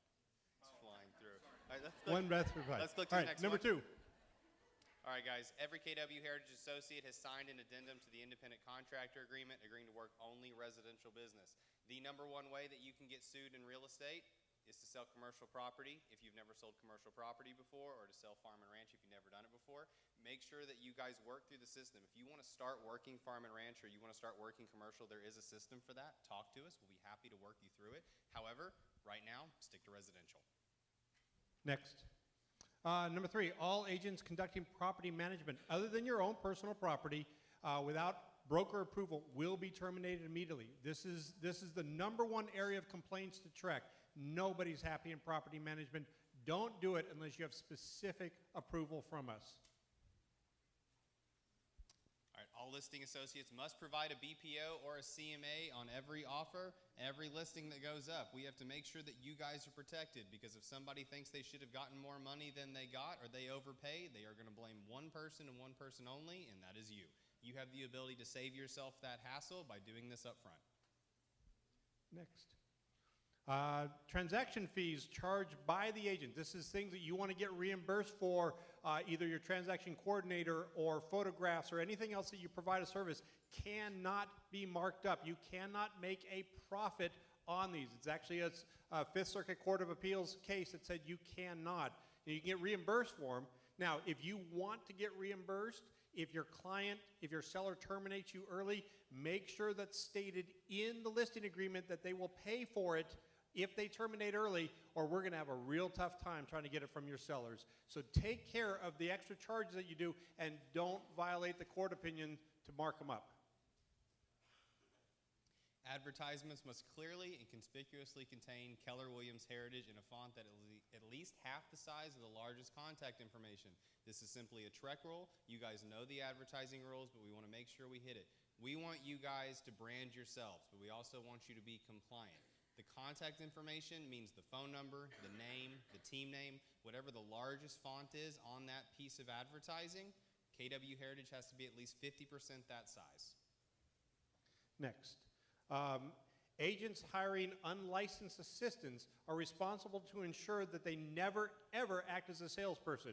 Unlicensed people practicing any type of real estate can be held criminally liable for that, not to mention other Trek issues. And you, as the employing agent, you also can be criminally liable for this. And I can't stress this enough. Do not hire unlicensed people and have them do anything remotely like a sales agent, which is very small. All group or team leaders must take a Trek approved broker responsibility course prior to forming a team. Husband and wife teams are encouraged to attend. You do not have to. If you are going to manage or supervise other agents on your team, you have to take this course before you can be approved. So when someone comes to us and says, all right, I'm adding people to my team, how long do I have to take this course? We have to put the brakes on it. You have to make sure that you have Trek approval to supervise before you start to supervise. You want to take this one too? Sure. So an agent may not join a group or team unless Heritage has been provided an independent contractor agreement and a hold harmless between them. Just like we have an agreement between Heritage and the lead agent, we need to make sure that you guys have documentation. If you're on a team, we have to know what happens under any situation. The thing that I've told a lot of you guys when you come talk to me is that we are always there at the divorce, so I'd like to be there at the marriage. We want to make sure that we know what happens, and we make sure that you know what happens. When we get started, we're excited. No one can do any wrong because there are leads coming in or we're working and there are systems and opportunities. And then sometimes as short as a week later, we're going, I don't think this is what I thought it was. Sometimes. So we want to make sure you have this documented. We have templates for all of it. If you're not sure if you have this, make sure you let us know. And what we'd like to do today, if you have a team or a group and you are the lead agent, please reach out to us because I want to make sure that we have it on file to protect you in the future and to protect the member agents in case you guys do have a separation at some point. Next slide, please. All right, last one on teams. So I'm getting teams because I'm the person that a lot of people come to on this stuff. An individual agent at Heritage may not join a team if they joined as a solo agent. I know you guys know this, but we want to make sure that we stress it again. If you join as a solo, you cannot join a team. If you join as a team, you can move from one team to another, and if you join on a team, you can go solo. Next slide. All right, Keller Williams agents may not recruit agents from other local KW offices. We're a family. We don't want them poaching you away from us, and same thing, so just stay out of other Keller. Now, we say local. I mean, if you can convince someone from moving from Dallas just to join your team, great. Maybe New York, Oklahoma, whatever, that's fine. Just don't go to Cityville, Legacy, and say, hey, come do it. We just don't encourage that. It's not part of our culture, so we don't allow it. It doesn't matter what other people are doing.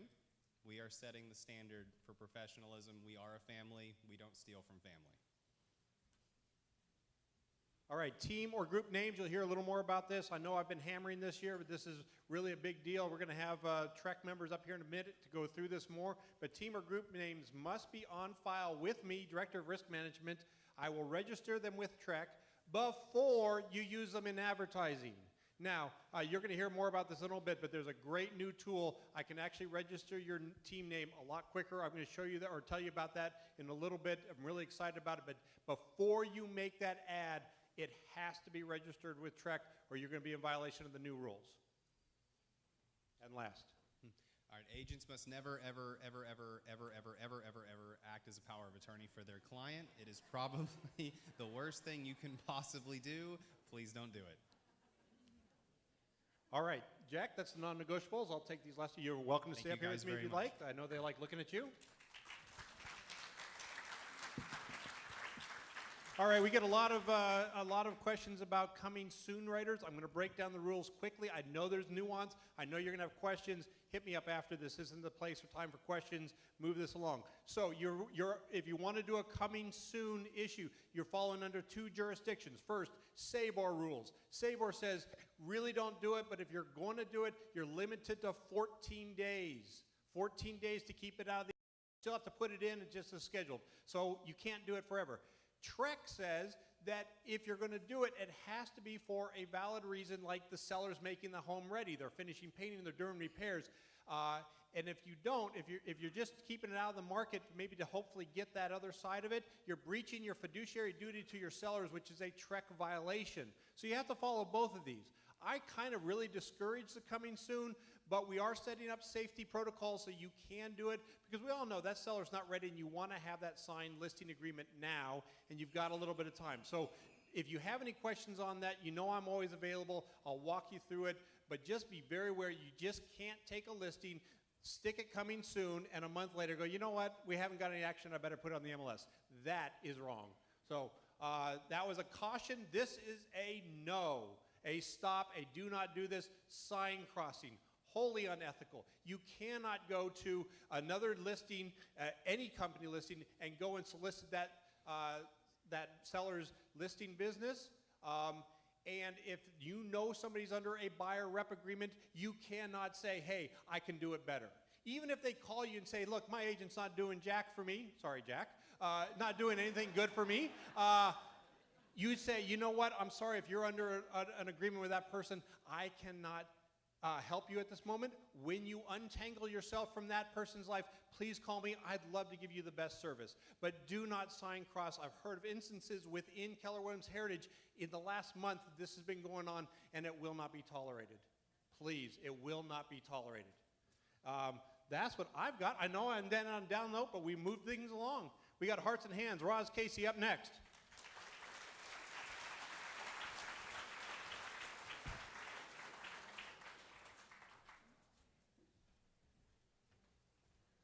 I promise this is the last time you'll have to hear me today.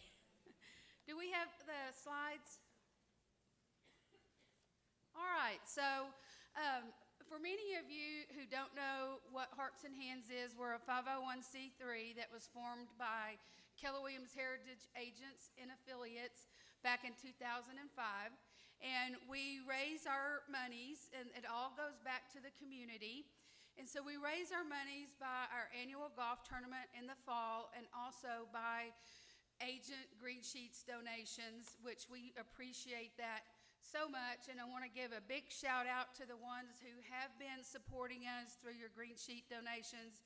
It means the world to us. It also allows us to be able to donate to other local communities here.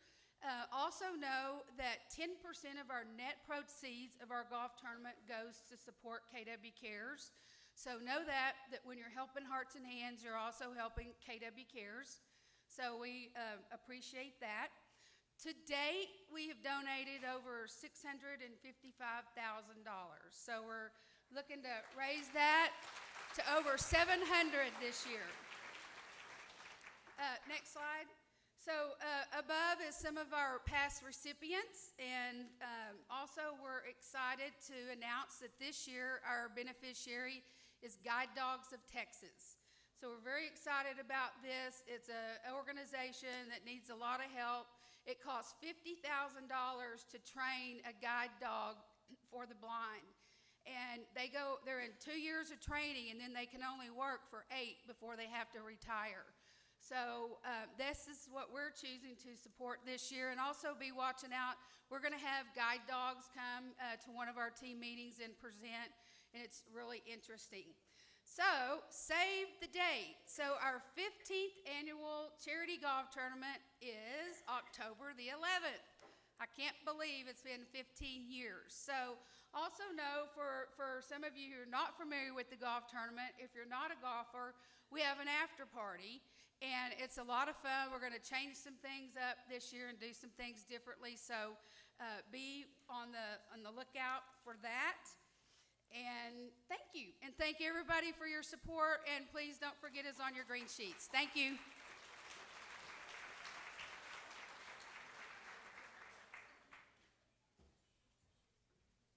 Thanks very much. That's always a fun time. That golf tournament is awesome, and it's for such a good cause over the years. So make sure you make plans on being there. Well, hello. Hello. How are you? Tall, I'm dark, doing and handsome. well. Thank you. Everybody know this guy? Bo Blackburn. Hold the applause. It's okay. He needs no introduction. I believe there's another young lady who we all know very well too, Caitlin Owen. They're going to talk a little bit about Seller Shield. I'm going to let y'all Yes. just take it away. Yeah, let me jump in, and then I'm going to turn it over to Caitlin. First of all, I wanted to say thank you for the amazing support that you guys have given me personally over the years, and then to Seller Shield for the last 2+ years. Jeff Hamilton and I sat down at the back of the room before we got started, and we're watching the slides with y'all's amazing company and the growth that you have year over year.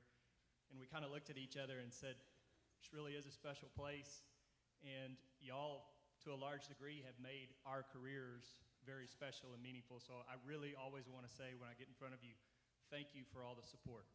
With that said, we have a really, what I hope is cool announcement for Seller Shield. We're moving into a new way to get our product to you and to your sellers. Caitlin's going to talk a lot about that. I just wanted to give you some facts, some market stats. We've been in business a little over 2 years, but we really started humming within the last year, and we've sold over about 2,500 home sale legal protection contracts. And you guys have been very meaningful in getting us to that point. We have had 6 claims since we started. And I want to tell you a little bit about those claims because it'll help you understand what we're about to talk about more. Of those 6, so far, and I need to find some wood here, so far we've had 0 lawsuits. We've been able to resolve them, all 6 of them, before they got turned into a lawsuit. So far, out of those 6, the brokerage, because you know, you've heard me talk, every time a seller gets in trouble, the listing broker gets in trouble too. So far, out of those 6, the brokerages have paid $0.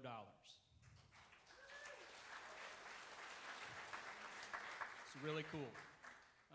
Also, and this is something that I'm really proud of, I will tell you it's early, but the returns are encouraging.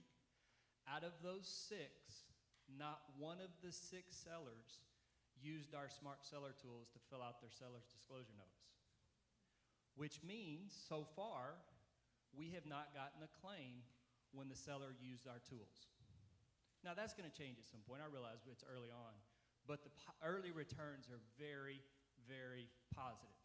So with that said, we're here to announce a way that we've entered into a partnership with the office to where you can get those smart seller tools to every one of your listings. With that said, I'll turn it over to Caitlin. Thank you, Bo. Where's my KW Heritage family? Yeah! I missed you guys so much. Okay, so I'm here to talk on behalf of Seller Shield. I'm the customer success specialist at Seller Shield. So any questions you guys have, I'm going to be managing the account for KW Heritage. You guys can direct those to me. You can call me. I work weekends, so I'm always available. Don't abuse that, though, please. I'm going to go over a few things. We're going to announce the release of our new product, and we're going to go over a quick review of what Seller Shield actually is. Hopefully this works. Does the clicker work? It's not working. Technology. There we go. Okay, there you go. Okay, so did I click that? Or is that you? No, that's you. Okay.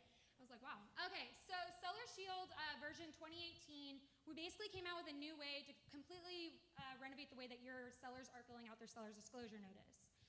So what I'm going to basically do is go over a little bit about that, a little bit about the benefits, and then we'll, if you guys have any questions, you guys can go ahead and ask me. Okay, so there's 3 key takeaways that I really want you guys to get out of this.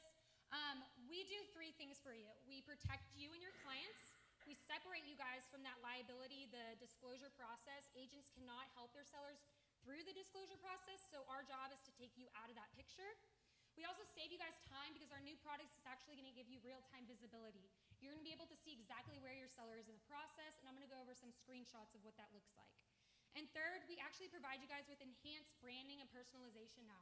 So it's going to be more catered towards you and the brokerage. So they will actually be able to see your name, your face, everything that you may like. Okay, so there's 2 parts of Seller Shield that we like to break down to kind of get everybody on the ball rolling with what it is. We have our prevention part, which is our smart seller tools. All of you will now have free access to give this to all of your clients. You used to have to pay $199 or $299 for both parts of the product. What we've done now is we've licensed this part of the product, the preventative part, to the brokerage. So you can all use this part of the product for every single one of your listing clients to fill out their seller's disclosure notice. That includes the instructional video, the legal tips, and of course the interactive seller's disclosure notice. We then have the protection part, which is optional. I can't stress that enough. It is optional. We're not making your client buy anything, and we're not making you buy anything. We give your client one and only big upsell, and that's it. We say, hey, if you want this, it's for your protection. And it's important to consider it because at the end of the day, we all know that agents, brokers, title, we're all covered with E&O, but the seller's not. So the seller doesn't really realize that the homeowners and umbrella policies that they have really don't protect them against home sale lawsuits. So that's our job on the home sale protection end. That's going to give them 80 hours of legal representation if there is a claim that comes in within 2 years of closing. So that means any claim at all doesn't have to even be on the seller's disclosure notice. We will have an experienced real estate attorney that represents your client. Okay, so really quickly, the diagram always helps people who are more visual learners. So the client is going to actually have the ability for you to send them the access. So you will start the tools process by actually initiating it through your agent portal, which I'm going to show you a screenshot what that looks like. You're going to have your own login. You'll quickly start that process by clicking a button, inserting the information that we need to get started, which is the client name, the email, and the listing property address. And then we email your client an access to get into their own dashboard. So they're going to be able to fill out their disclosure through their own dashboard. After that, they're going to complete their seller's disclosure notice, and it's going to be sent to you. It'll be signed, it'll be completed, and it'll be legible. So that's the main thing that we wanted to get the gist of. I don't want you guys to get confused in the weeds or anything like that. It's really a simple process. You start it, we take over, the third party comes into play, you sit back and relax, and you'll be notified by email what's going on.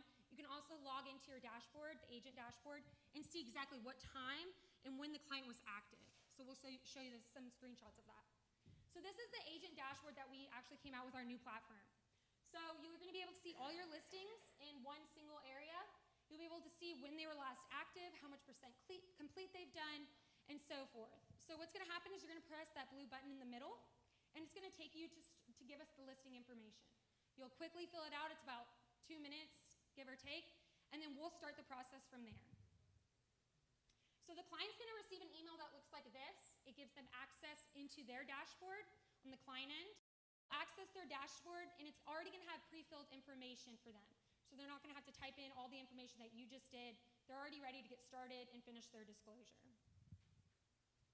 So this is the custom branding that we currently have for the brokerage. Right now we have the brokerage as a whole branded.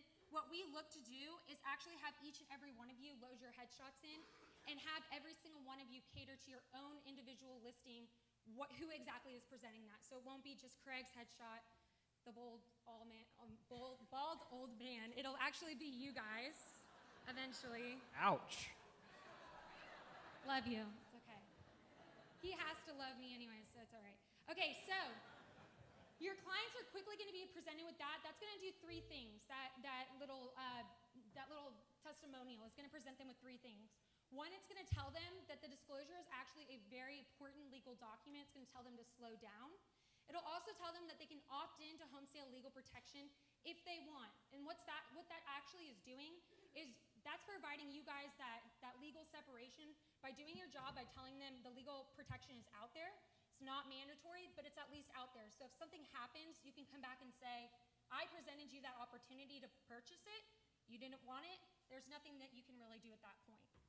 So we went ahead and did that. Now, what I want to show you guys for the disclosure process is our legal tips are actually visible throughout the entire process now. We used to have it where it was on the old platform and they'd have to go back and look at the tips. What we've done is we completely renovated the way that the tips show up and the instructional video shows up. If they want to see it, they can quickly click that button at the top and it'll pop up for them to view. As well as the legal tips on the actual disclosure itself. You can go to the next page. Yeah, there you go. We've done a new and improved version of the tips. So when I came in, I loved the way that Seller Shield did the disclosure with the tips and the definitions provided, but what we decided as a team that I loved the most about this is we completely renovated every single one of those example answers and definitions. So we're giving your clients, I want to say, at least 85% more guidance now. That's my take on it. So it's been an awesome way to actually show you guys that we tell each client, hey, this answer is, or this question is important, slow down, and then we even give them example answers on every single one that they have to explain on. Except for spa and hot tub, Yes. which nobody knows the difference between a spa and a hot tub. So what happens is your client's actually going to fill out the PDF, or the disclosure, and what's going to happen is we compile all that data into a completely legible PDF. I've seen so many disclosures come through the brokerage when I was working with you guys that were like in red ink, and so I didn't, it was like gibberish. Like my little sister could have written it better, and it was like I couldn't read it. So what we've done is we've made that an issue that goes away. That's not something that your client can actually do anymore. What's going to happen is they have to complete the entire disclosure with us. They have to sign it with us. If they have an additional seller, we give them a way for the additional seller to sign it. So we provide all these ways for your client to completely fill out the disclosure without having any trouble. And what I really want to point out is that you guys actually have, the seller actually has the ability to access and edit the disclosure at any point. If they do that, you will be notified as the agent, so that will be reflective in your dashboard as well. All right, so then you're also going to be viewing the status of all your disclosures. So you can see exactly when your client actually edited the form. I don't know how many people have actually called us and said, I completed it, but they really didn't. And then you guys were mad at us and we were like, I swear they completed it, but they didn't. Now you can actually tell if they did. So we give you guys that full visibility and the way to see exactly when they edited it, when they completed it, and so forth. And you'll see that on the next slide.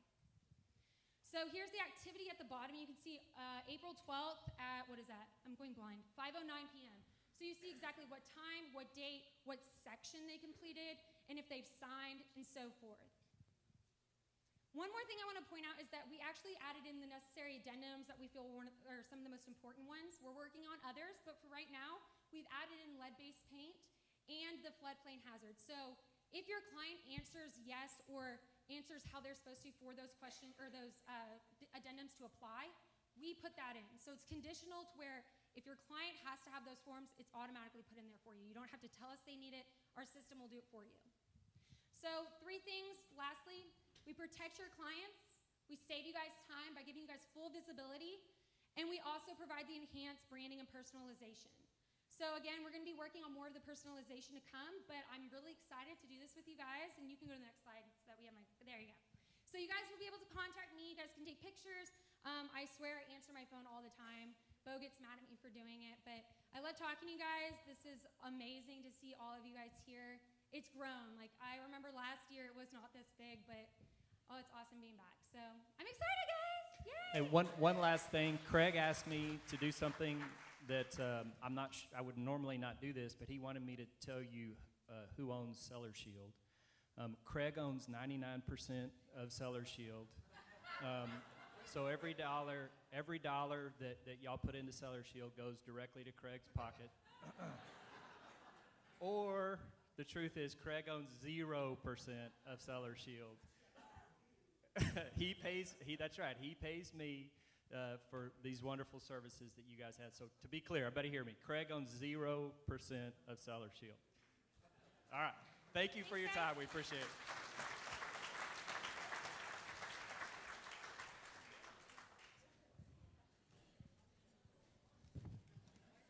Okay, Jack, are you? Before Jack comes back up to the stage, I want to remind you that if everybody can hear me back there, if you didn't check in with the staff to make sure you get credit for attending, please do so before you leave. It's very important that you get credit. That way you don't have to come Thursday or makeup in the summer on Sunday morning at 7 o'clock. Just kidding. Anyway, just make sure that you get credit. Go to the staff, any staff member, Julie, Alex, Alexis back there, and get credit. So Jack is going to talk about why we get sued. It's all yours. So much excitement. All right, guys. We're going to continue to make up time. Can I get the next slide, please? All right, case study 1. Keller Williams advertised a home as being 2,889 square feet that could be constructed on an unimproved lot. The buyer signed a contract. They bought that property. They talked to the builder, and the builder said, oh, actually, it's going to be a little bit smaller. So plans for the home were submitted to the city, rejected because the home was too large for the lot. Buyer was unable to construct the exact home they expected to purchase. So what is your pro tip? Get the spec sheets from the builder to the buyer. So whenever you put it on MLS, you are getting that square footage number from somewhere. Make sure you have that documentation, because everything that I'm talking to you about today, basically the way it made the cut is it was expensive. So we want to make sure that you guys don't get drugged through litigation. We want to make sure you're taken care of, because whenever litigation happens, you wake up with it, you go to sleep with it, it eats at you, and your production tends to go down because you're so focused on things you're not needing to be focused on. So anytime you can have documentation, have documentation. Next slide, please. Seller lists the property with Keller Williams agent. Seller found out that he was being foreclosed on for back due taxes. So the listing agent says, you know what, I'll do you a solid. I will pay the $40,000 you owe in taxes and you give me the property. Avis, I think Avis just had a stroke. So property was listed for slightly more than that, somewhere around $240,000. Shockingly, the realtor decides after about 6 months, you know what, I'm going to go and sell this property. I'm going to sell it for about $240,000. Well, when they do that, seller was upset. So that agent pretty blatantly breached their fiduciary duty. They got sued. We lost. Not a whole lot to do about it. Pretty open and shut, as you can imagine. I would recommend you don't do that. So here's the rule. Every great once in a while, a deal will come across where you want to buy your own listing. I understand it happens to us. We're put into a position where we have the opportunity to make great deals happen. If you intend to buy your own listing, my recommendation to you is that you get an appraisal done on the property and you pay the appraisal price. Is it going to be as good of a deal? Probably not. If you get sued, are you going to lose? Probably not. So understand, as a realtor, if you are doing anything that is self-serving, you are probably going to pay for it in some way or another at some point. I would greatly appreciate you getting an appraisal, and I would also greatly appreciate an email to the other side that says, by the way, I intend to flip this. That would help you and save you a lot of money and time. Next one. Oh. All right, case study number 3. Seller lived out of the country, listing agent. Also, on all of these, facts have been condensed, so if you are in the room on case study 1, 2, 3, 4, 5, or I think 6, please don't be offended. So, seller lived out of the country and listing agent handled the majority of the on-site issues with the listing. With the listing. Listing had a septic inspection done. Inspection comes in, it fails. We have another inspection done. It passes. We send the passing inspection report to everybody. We do not send the failed inspection report to everybody. We've all been in this position with different levels of repairs. We say, well, it failed, but we had it done again and it passed, so really, don't we have one that passed? I can understand that, but in full disclosure, you want to make sure you send those reports forward. You want to make sure that everyone has those. The problem that pops up is that when there's an issue down the line, if you have handled the issue yourself, you are the person who is responsible. This is the same reason that you don't want to execute a power of attorney for your client, because you are taking on responsibility for your client. Happens a lot with out-of-country buyers, especially folks that work with military, relocating into the United States. They live in Germany, wherever it is that they are. And you're saying, look, I understand that you're there. It's hard for you to do stuff. I'll take care of it for you. I am your realtor. I am here for you. And then when things go wrong, they blame you completely. So, all right, guys, case study number 4. Homeowner has a home with very high ceilings and decides to turn 2 of those rooms into a 2-story space. Very high ceilings. Buyer asks listing agent if the modifications were permitted. Listing agent says, hey, seller, did you get permits for those? Seller says, oh, no, the city doesn't require permits for those. Listing agent says, okay, buyer, city doesn't require permits from those. Shocker. City does require permits for those. They require permits for plumbing, electrical, structural changes, all kinds of stuff. So whenever a buyer comes to me and says, look, I just bought a house, and your agent told me that the city doesn't require permits for any of these modifications. And you as the agent say, well, my client told me that. How much weight do you think that holds in front of a judge or a jury if you as the professional are relying on the uninformed opinion of your consumer and your client? Not a lot. So what you would want to do in that situation is to respond in such a way that says, my seller informed me no permits were required and that they did not have any. I would encourage you to check with the city because I don't know. You have to understand, guys, and I would stress this, and I've been in this position with almost everyone in this room, I would almost guarantee at one point, sometimes I don't know is the best answer. And if you don't know, it's okay to say, I don't know, but you know what? I'll find out and I'll get back to you. Or, I don't know, that sounds like a you problem. Especially if you're a listing agent. You've got buyer's agents out there who are doing research for their buyers. You've got buyers who are supposed to be doing research. That's why they have an option period. That's why going through that process. We want to help. We love to help. It's why a lot of us are sitting in this room. I guarantee that less than one person in this room got into real estate because they love paperwork. They love contracts. They love just the technical aspects of compliance. We like helping people, and we're good at it. We're usually pretty good at sales, and we have a knack for it. Understand that we want to help people, but that can get us in trouble. So please, please, please defer to experts or defer back to them to investigate if you're the listing agent. All right, case study number 5. Seller is interested in an owner finance buyer. Agent facilitates the sale, which does not close at a title company. So an attorney closes it. And I'm not the attorney. Seller failed to mention that they had a mortgage on that property. So the owner finance actually created a wrap. Avis is just sweating over, she's so stressed out. The due on sale clause for that property was triggered whenever the deed was filed, which means that, Wells Fargo, Chase, whoever it was, said, oh, I recognize that you just sold the property we made you a loan on. Yes? Who called it in? What company? So it wasn't, what do you mean called it in? What mortgage company called that in? I want to say that was a credit union. So it was one of the local credit unions on it. So what happens is whenever you file a deed on an owner finance deal, there's a small chance, but there is a chance, that bank or credit union normally, because they actually monitor, said, oh, hey, something we made a loan on just sold. We should get paid. We didn't get paid at closing. We should go see what's going on with that. So then they sent a letter saying, hey, we noticed that you sold this. That's fantastic. Where's our money? And shockingly, there was no money because it was an owner finance deal. You now have buyers that live in a home that they can't buy. It was sold to them under a situation that they can't enforce. And you have a bank that is owed a couple $100,000 that nobody has. It's a pretty gnarly situation to be in, especially as an agent, because it's on you. Because one question didn't get asked, which is, do you still owe anything on this property? How many people in here, and I want to see a show of hands because I will remember your faces. How many of you make sure that a net sheet is done when you take a listing to make sure the seller knows the payoff amount? Next year, when we all shove ourselves into a room that has enough parking, I will make sure that 100% of the hands are up in the air. Can you make that commitment to me? Thank you. All right, I want to hear it, everyone. Can I have that commitment from you? Yes. Oh, it's beautiful. All right, next slide. Ta-da! That's why we got sued. Thank you guys so much. That was fun. Before we bring up Shannon, I see you back there. Is Deborah here from Sonterra? Deborah?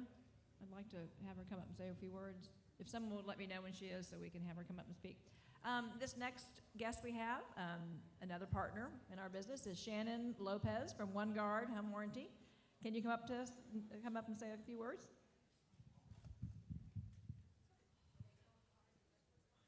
There were other towing cars? Oh. What? She thought they weren't, but they're not. Hey guys, good morning or good afternoon almost. Just wanted to kind of reiterate the product that is in-house with you guys. We are happy to be a partner with you with the First Class office, like I said before, and we do have a First Class product at One Guard. And if you have not leveraged or have never used One Guard home warranties, you're missing out on a product that offers very quick, fast service. We do not use refurbished parts. We do still cover Freon. That's about 100 to 125 plus per pound. We do have in every plan carpet cleaning, window cleaning, termite treatment, pest control, AC and heating tune-ups, garage door tune-ups, dryer vent cleaning. All that is included in every plan. We also do have free full seller's coverage that really I wish every listing would offer, because I replace about 3 water heaters a week for sellers. So we do have that as well, and all of those services are included for your seller, and we do not collect a premium unless the buyer chooses us, and obviously it's negotiated. So anyway, reach out to me. I will be emailing you guys lots of information on that seller's coverage a little bit more in detail so that you know how it works, and if you would like to give me a call and maybe sit down and have coffee, I can explain it further to you guys.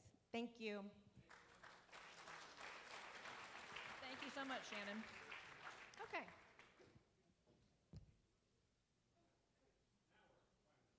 If that last little bit of info from Jack doesn't make you pay attention, listen to this next stuff, Trek update. We have 3 people. Bo, I think you're come back up. Did Bill leave? Or?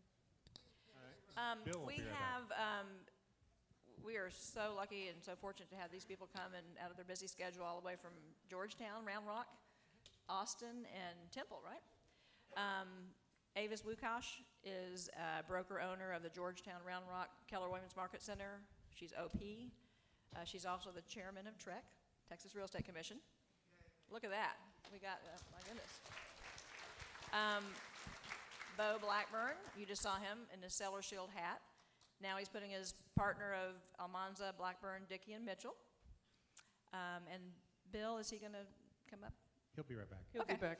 Bill Jones, who is the broker owner of Century 21 Accent, a 51-year brokerage in business in Temple, Texas.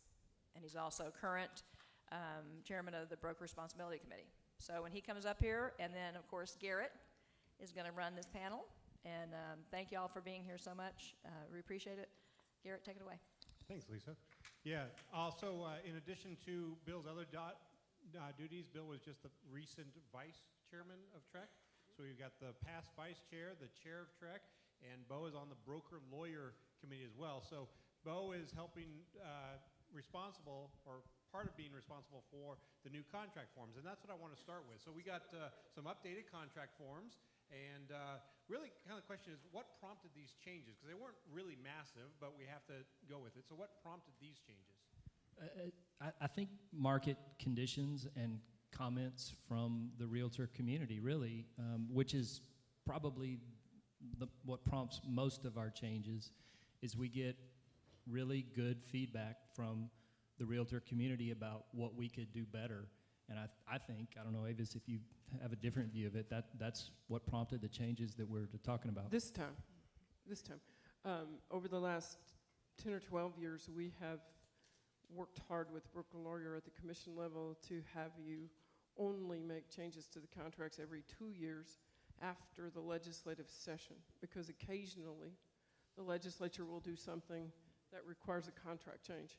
And rather than just changing it every year based on comments from industry, this was basically the 2-year update with no legislative changes to the contract, just to the seller disclosure. So if you all heard that, these are mostly based on realtor or agent comments. If you have suggested changes to the forms, these guys would love to hear you. Things that could make it cleaner, things that make it better, things you run into your practice, run it to them, because you never know where you could influence how our forms work.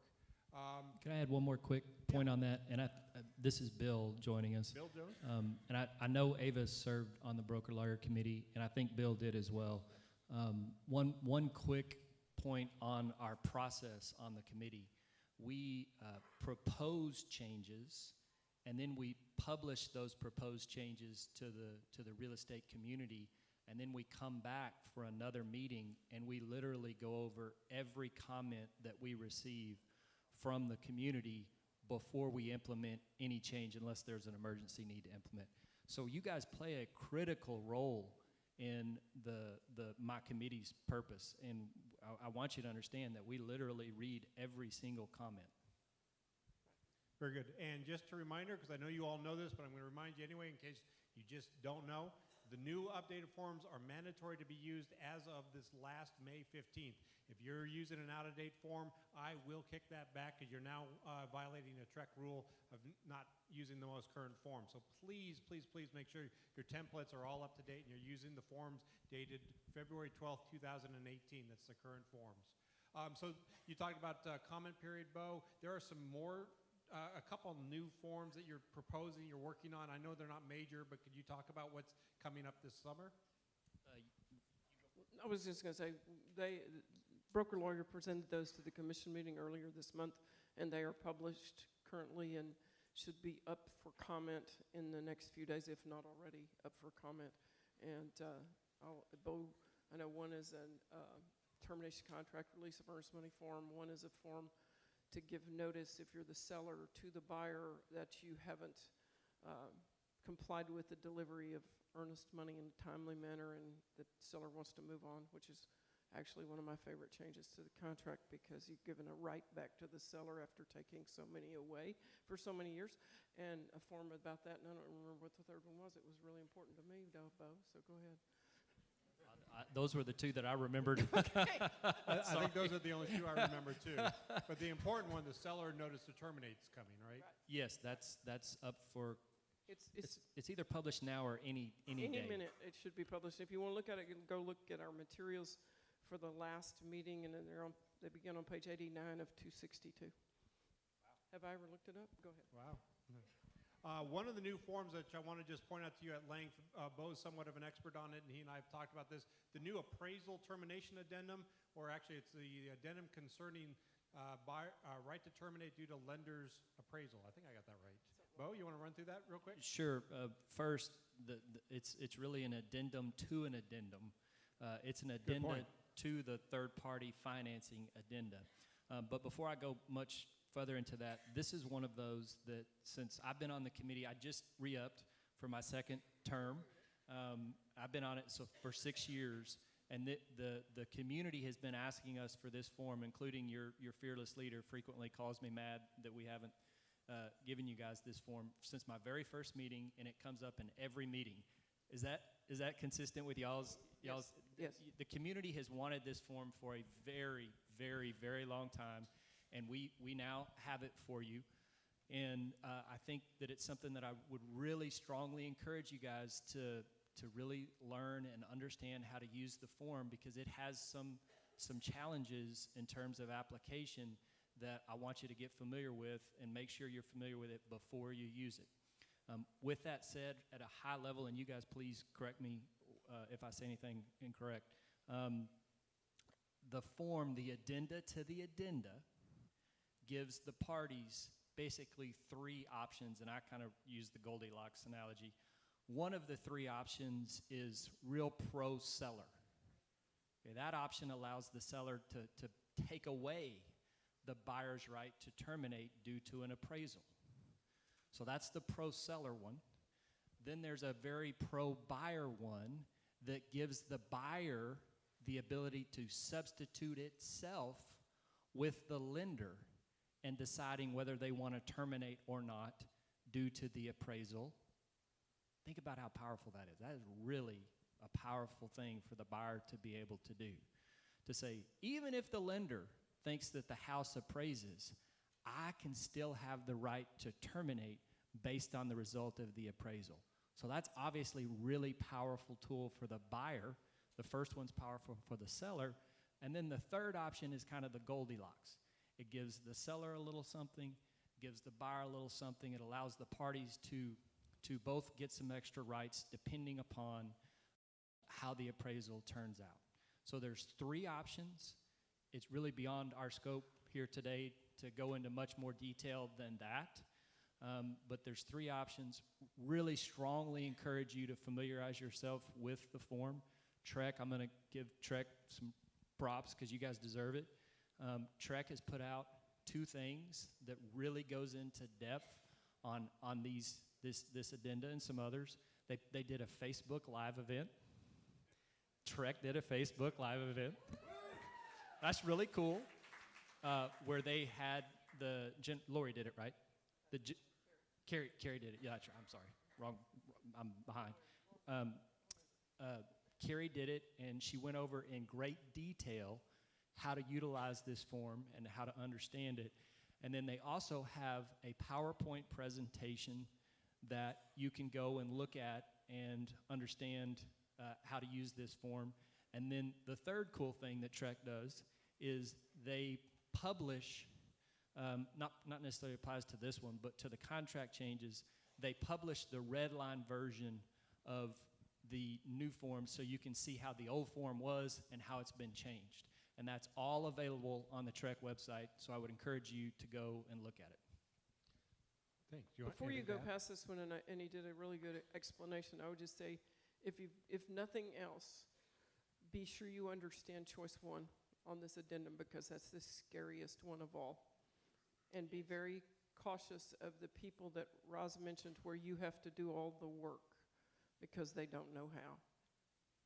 Just be cautious. Yep. Perfect your craft, understand what's in there, and ask good attorneys like Bo and Jack the questions. I'm overwhelmed, so don't. No, I'm kidding. Feel free to ask me too. Thank you. Next slide. Next topic. The new marketing, the new advertising rules.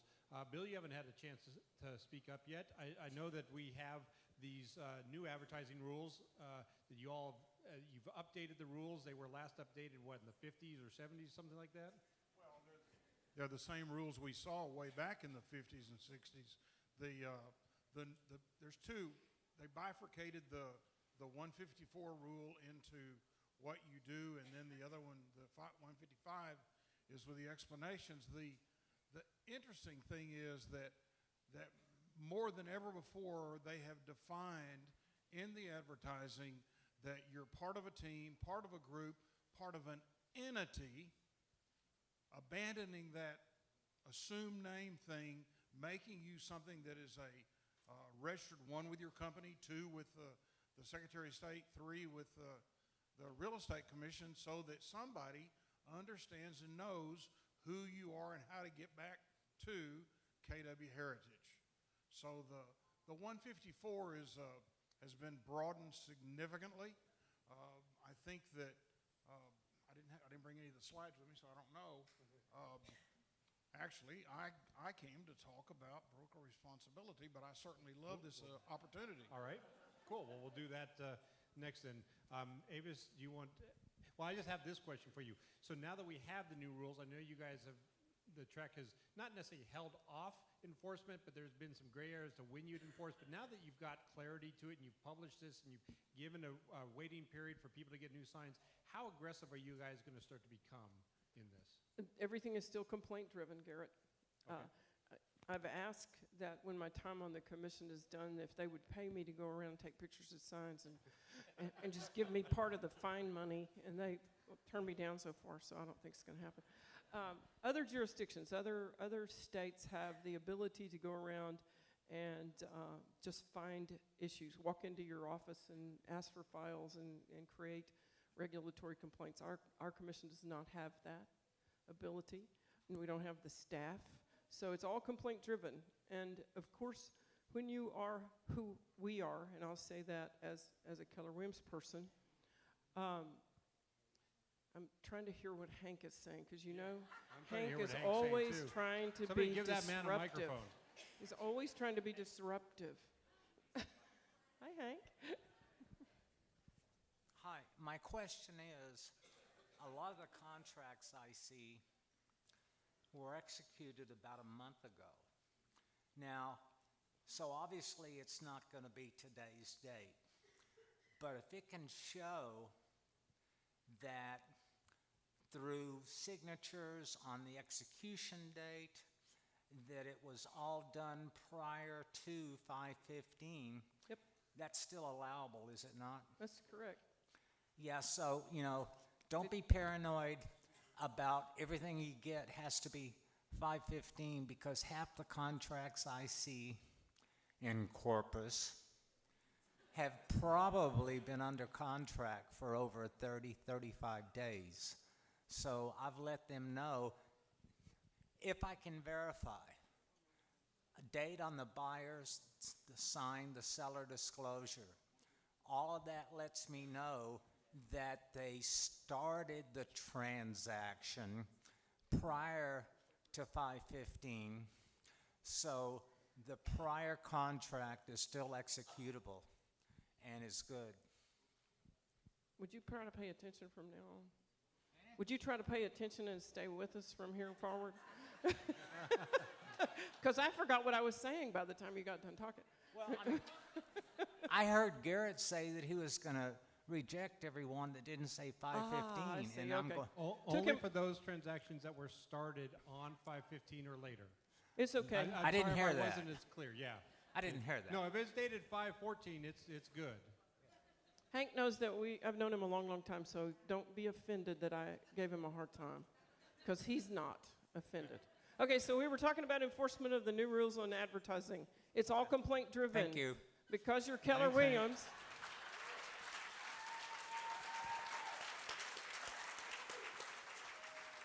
What does that mean to you? Because we're Keller Williams, you have a target on your back. Who's going to file a complaint against you? One of your competitors who's mad at you about something else. So that's why you need to be compliant, not just because you want to be compliant, but because that's where your complaint's going to come from. Yeah, if you see something, say something. What's the possible penalty range on this, Avis, for violating the advertising rules? There's a Do you remember? matrix. I think the worst is $5,000 a day, Yeah. but there's a matrix I mean, it's on this kind of stuff. It can be very substantial very quickly. That's why we want you to be compliant on all your signs. All right, next slide. Team names. So this was this is like the second half of the marketing rules where we're trying to get you all compliant on that. So the new team name rule, I think Avis, you said, is basically for the purpose of being able for the public to identify who's responsible, right? Exactly.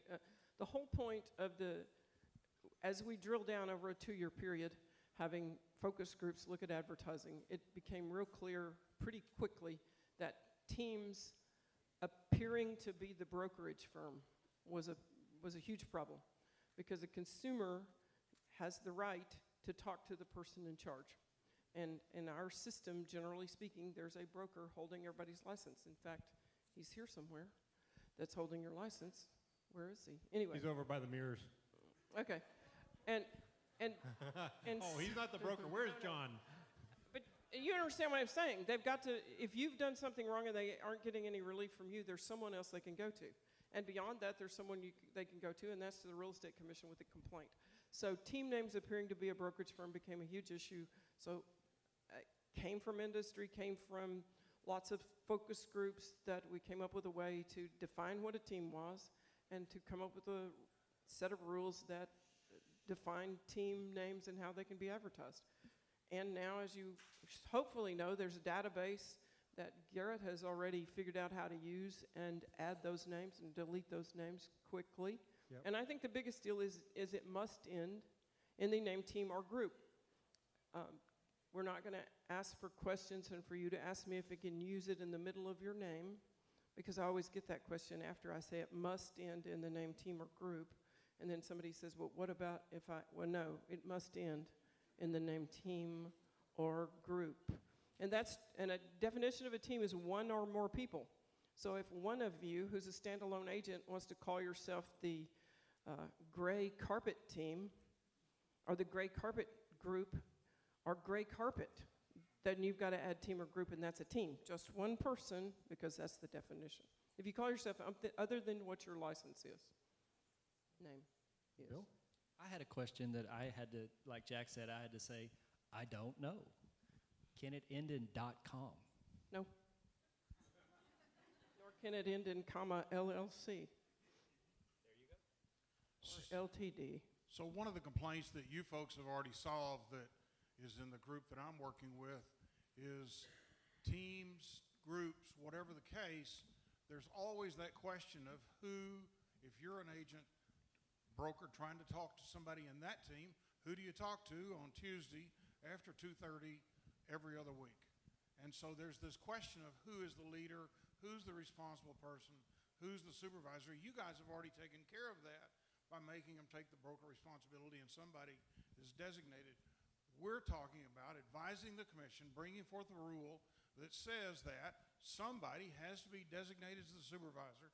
Somebody has to take every 2 years renewal cycle the broker responsibility class, and there's not this question about when you're working with someone else's team at a competitor who to get a hold of, because the commission will know, or at least should know, and that drives it back to what Avis was talking about a minute ago. We can't fix things until you tell us about them. We don't know what's going on in every transaction, but if you have a problem contacting somebody, please tell us. And this is paramount, this team name thing. Broker responsibility is going to be really big with teams. Actually, we're working on that ahead of the game. I didn't even know you guys were proposing a new rule on that, but we're going to share that with our teams and groups later, not here for right now. Last slide. Oh, yeah, Craig.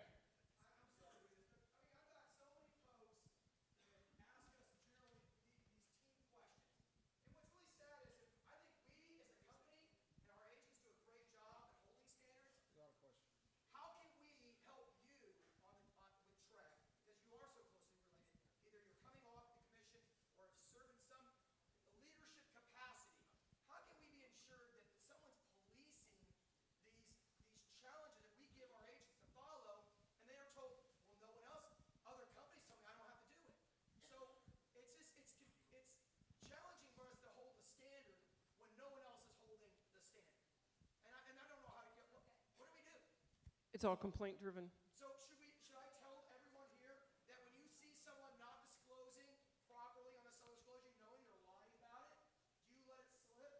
Or do you do like what I love what Patricia did, put it on Facebook. Because it's an ultimate lie when you know they're doing illegal activities. Should we tell them when they're not putting team or group and they're not disclosing? Put it together and tell their broker, or let Shrek know? Yes. That's the only way the commission can take any action against a license holder is if there's a complaint signed by the complainant.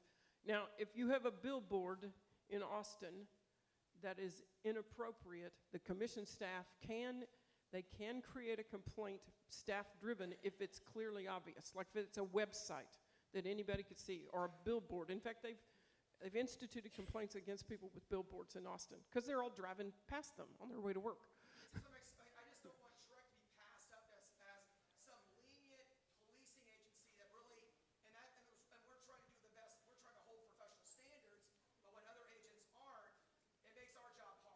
It's all complaint driven. So can these folks here make a complaint personally? Doesn't have to be consumer. It could be from an agent. Anybody. And does it disclose the name of the agent? Have to. Absolutely. And it's a semi-state agency. You have the complainant has the right to face their accuser. The respondent has the right to. And let me give you the second half of that. The commission, in its wisdom, way back in 2007, with a hand-in-hand program, started broker responsibility. A lot of us, some of the older folks, can remember that everything an agent did fell on the shoulders of the broker. There was a period of time where that went away and the agents were just out there on their own committing mayhem and who knows what else, and the broker simply would say, I didn't have a clue he was doing that. Well, those have changed. So now we're in the third iteration of this broker responsibility. We had our first meeting 3 weeks ago, got another meeting on the 29th. You are welcome to come, or you're welcome to listen in. We publish it. 99% of everything the commission does is transparent. You're certainly invited. But what we would rather hear is about these kind of things. What is the most effective best practice you have as a team? And we're discussing, and I brought a whole list of things if you want to hear them, things that we want your comments on. The wealth of knowledge in this room is boundless. And you folks do it right. Given an opportunity, I was going to tell you 2 things to do today. And I've told this to Craig, is first thing, when you get home this afternoon, it gets quiet, go out in your front yard, your backyard, and hug a tree, and thank God you're in Texas. Number 2 is, thank you.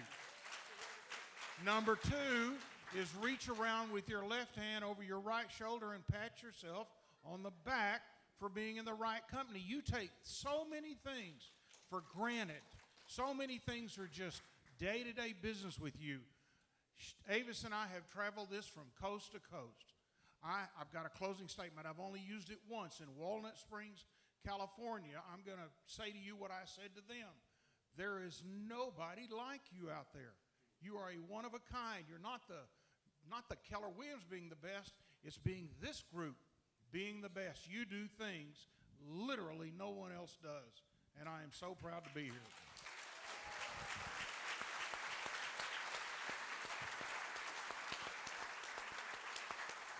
Well, thank you, Bill. That's awesome.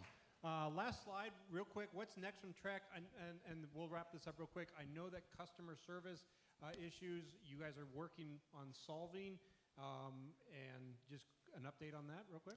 Well, obviously, we've been short-staffed on licensing and education, and I believe we have 2 more hires and we'd be fully staffed. The licensing and education application process has been way slowed down. If you've been a victim of that, I apologize to you.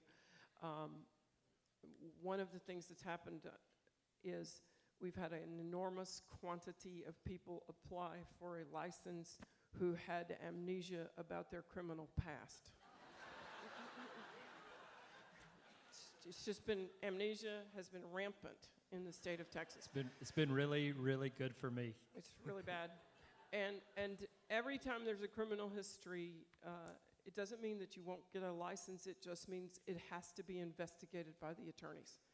And I would just say, if any of you have friends who want to get a license and they had some DWIs when they were teenagers and they were worried, there's a way to get this done. It doesn't have to be that hard. The thing I would say is don't lie. Because you remember that thing you did where you, like, fingerprinted? Okay. Getting fingerprinted means they're going to check you through a database. So your lie is going to catch up with you, and that makes it worse. So it looks like not only did you have a criminal history, you lied about it. So that has slowed down everything hugely because of all of the, if you look at the complaint thing, it's almost as big now as property management, criminal history checks. And so that slowed everything down. Staff has worked 3 Saturdays with overtime pay to try to get this caught up. And I hope we're getting there. But I know they're making improvements. So here's the last thing. I'm going to give some huge kudos to Trek, what they're doing.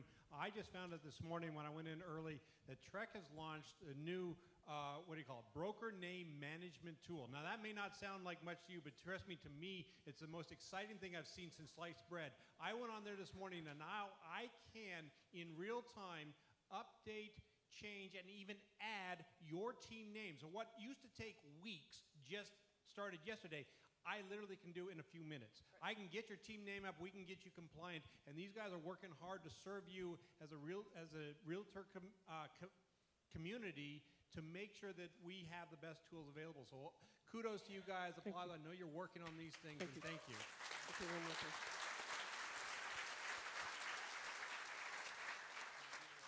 This is going to sound like a joke, and it's not. The number 1 call into the commission is, what is my password? Staff can't tell you that. So if you're one of those people, there's a way to go in and say, I can't remember my password, let's reset it. And if those people would quit calling in, those of you who have real questions could get through. And we're now, I think, open from 6 a.m. to 7 p.m. for calls. It's extended hours. So check that on the website. I could be lying to you, but it's a lot longer than it used to be. It's really improving a lot. Bill, you had one last thing, and we can make it quick then. Simply bullet points. If you've got something that you want heard, the commission wants to hear from you. If I can just throw these words out, you tell me if they're ringing your ears. Geographic competency, whatever it means to you. We're talking about special new levels of license, whether it be a sponsoring broker, whether it be just a broker. We're talking about with the ESAC, the education people, certifications, whether it be in residential real estate, commercial farm and ranch, property management. Does that elevate you above your competition? We'd love to hear what you think about those certification programs. We're talking about mentoring. We're talking about mentoring to salespeople. You've already got all these things. These are in your handbook, but these are things that the vast majority of people don't even know what these words mean. Talking about licensing branch offices. I know you do business at other places. Is it important that the commission, or better yet, your company, knows that you're doing business at the Starbucks.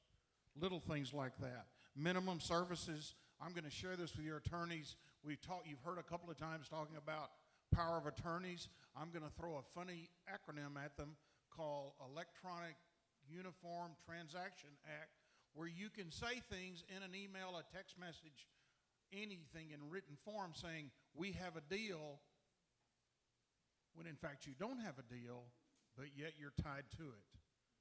That's the law of the land since 2011, and nobody's been paying attention to it because we haven't had a case. The commission's aware of it. I'm going to leave that with you guys. I'm going to close with this. I'm married to an English teacher, so you get to hear all this stuff. Shakespeare said, I love this part, be not afraid of greatness. She said, some are born great, some achieve great, some have greatness thrust upon them. It's up to you how you handle that. You guys have the best of the best I've ever seen. I've only said this to one other group. You far, far eclipse what that other group achieved. I am so proud to be here. Well, thank you. So they've taken time out of their busy schedules. Ava's School Cast, Bill Jones and Bo Blackburn. Give them a hand. Thank you.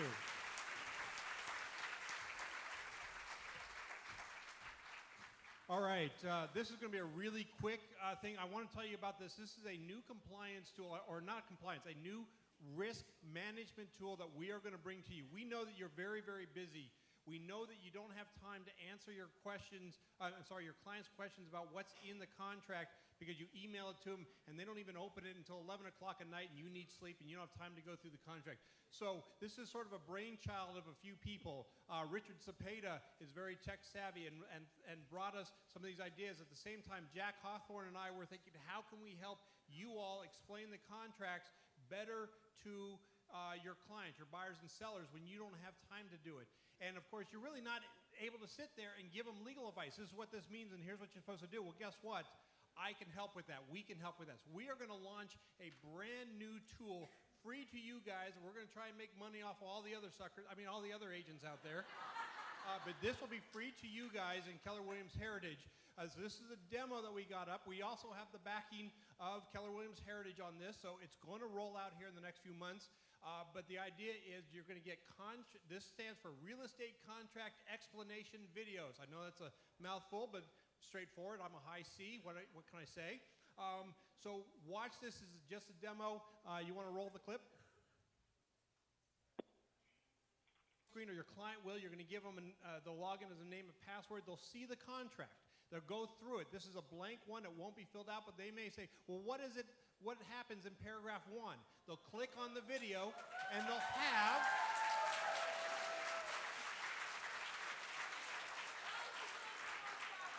we are going to give real video to life to these things where they can go in and say, I don't understand that.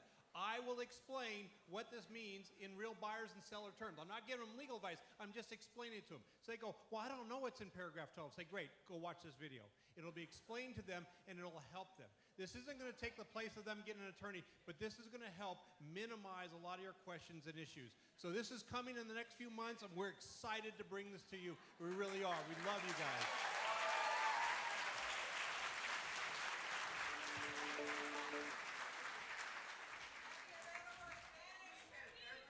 It will be eventually. We're going to get it done in English first. What is It's going to be in Spanish. Oh, yeah, I'm sorry. No, I can guarantee anything. All right, we have a special guest real quick. We're going to bring up the guardians of the children. Give them a big hand, guys. These guys do amazing service for the community.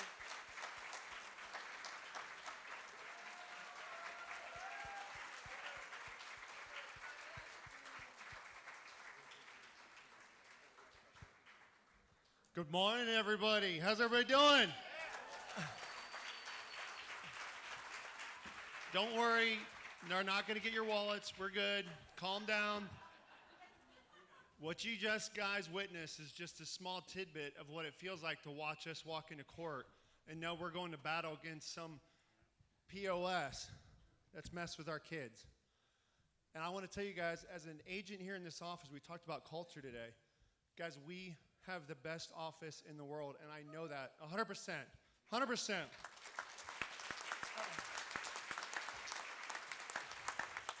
Who would have thought a biker's a realtor and he's got all the biker friends behind him? Guys, I don't ever have a problem getting my contracts receipted anymore. I know you guys have been sitting through this a while, and I'm going to make it really quick. You guys have come and poured out your hearts with us as we had a rally last year. We sold tickets to our motorcycle that we're raffling off. And you guys really came through huge. And so I asked if I could just quickly please thank each and every single one of y'all, since you were forced to be here, to thank you guys from the bottom of our hearts, because what we're doing is we're fighting child abuse head on. And we're going to stop it. That's our mission.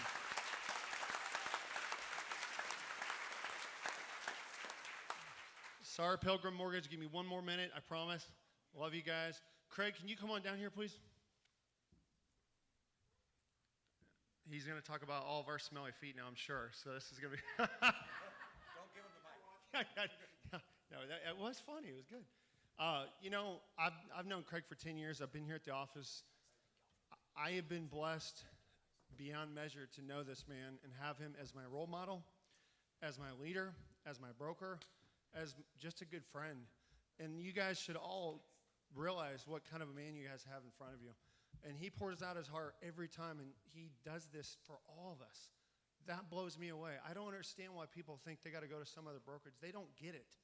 This is where it's all at. This is where the heart's at. And so, Craig, on behalf of myself as the president of Gardens of Children and everybody else behind us, we want to thank you very much from the bottom of our hearts for your dedication, your service, and just giving to our organization. So, Cupcake, my wife, she, can you come forth with a plaque here? We'd like to give you in the office a plaque for our dedication. Thank you.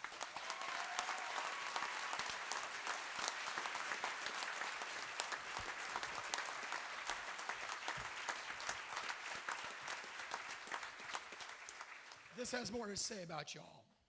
This is leadership. There's 4 stages that we go through, as Steve said earlier. Survival, stability, success, which we all want to get to. But I think there's more important significance is when you can walk away and say, I made a difference in someone else's lives. And to say that, I know that every one of you in this room has made a big difference in my life.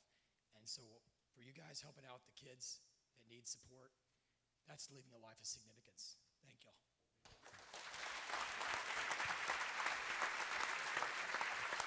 Thank you, guys. All right, everybody, as they exit the stage, can we please have Pilgrim Mortgage up here? So you guys may like them or dislike them for this, but they're one of the people that make these kind of things possible, so we can bring value to this company. Really appreciate Mike and Daryl. Are they still?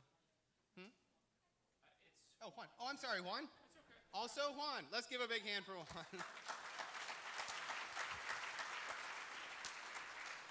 I'm also known as Daryl. No, I'm not, just joking. I got to say, that wasn't expected.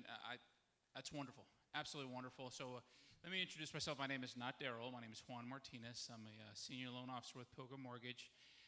For the next 45 minutes, we're going to talk about how to underwrite. Good sense of humor, that's great. Hey, John, how are you? So anyways, just a quick introduction. I've been in the mortgage business 15 years. Married, I love my life, met her at 17. We have 5 beautiful kiddos, 3 dogs, 2 cats, 2 fish. It's like a zoo in my house. Anyways, I'm here on behalf of Pilgrim Mortgage, and these are some of the Pilgrim Mortgage folks that are here, and just wanted to recognize them.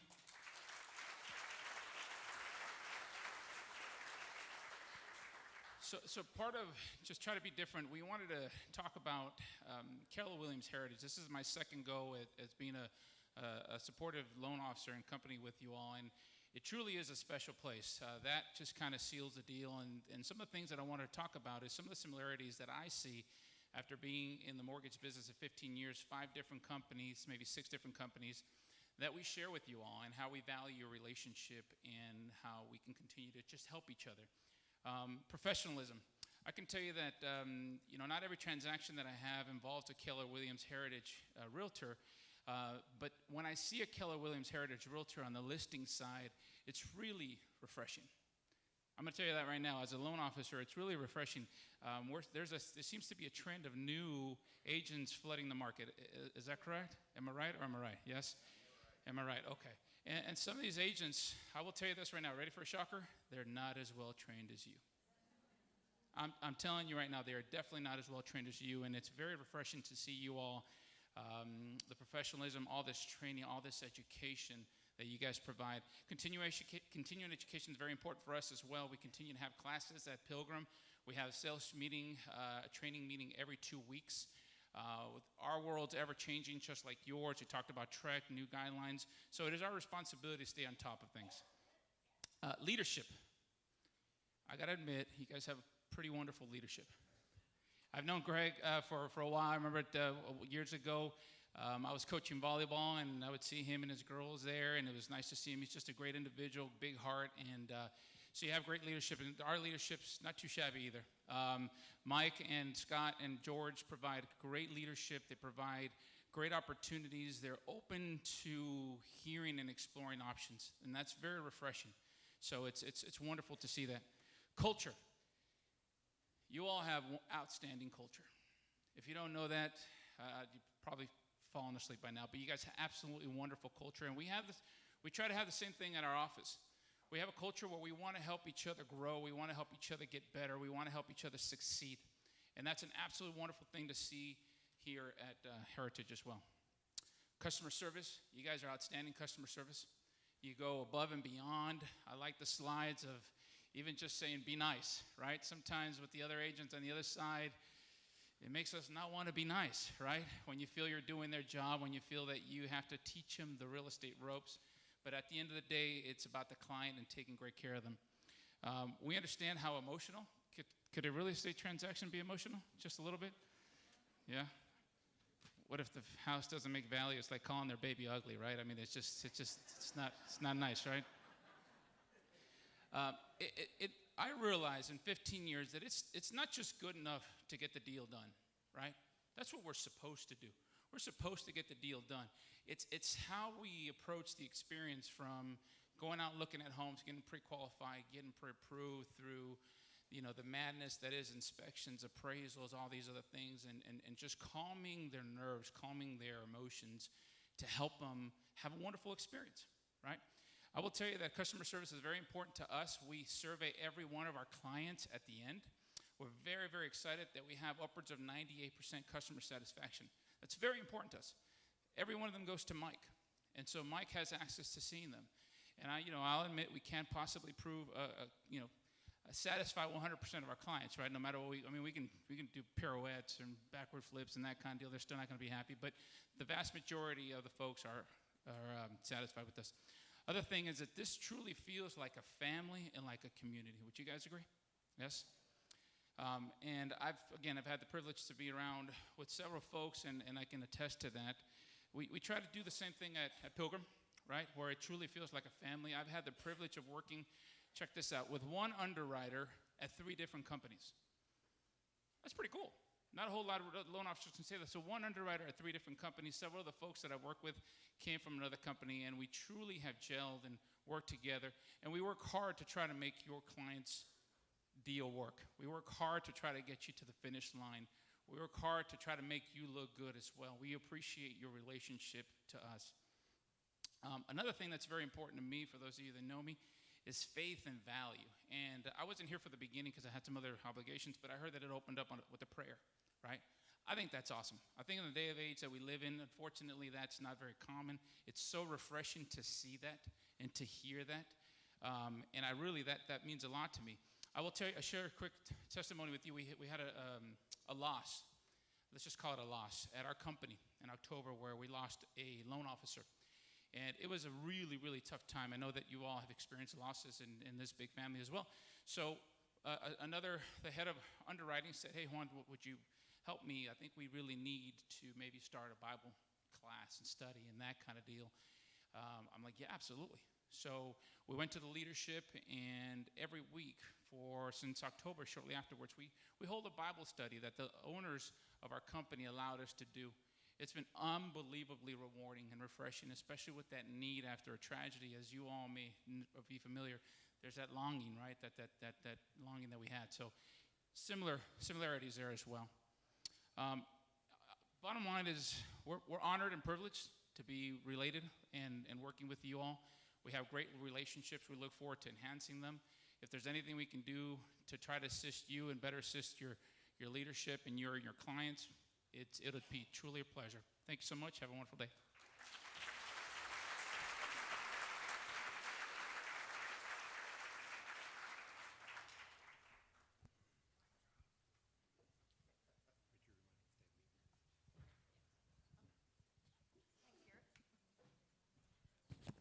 Garrett has just reminded me, if this does go till 1, we're on the backside downhill slide, so if you do leave, you have to retake it. If you leave before 1, we're trying to be respectful of your time, so everything's very important that we're talking about, so we want you to be here the entire meeting. Before I bring the next fellow up to the stage, I'd like to talk about something.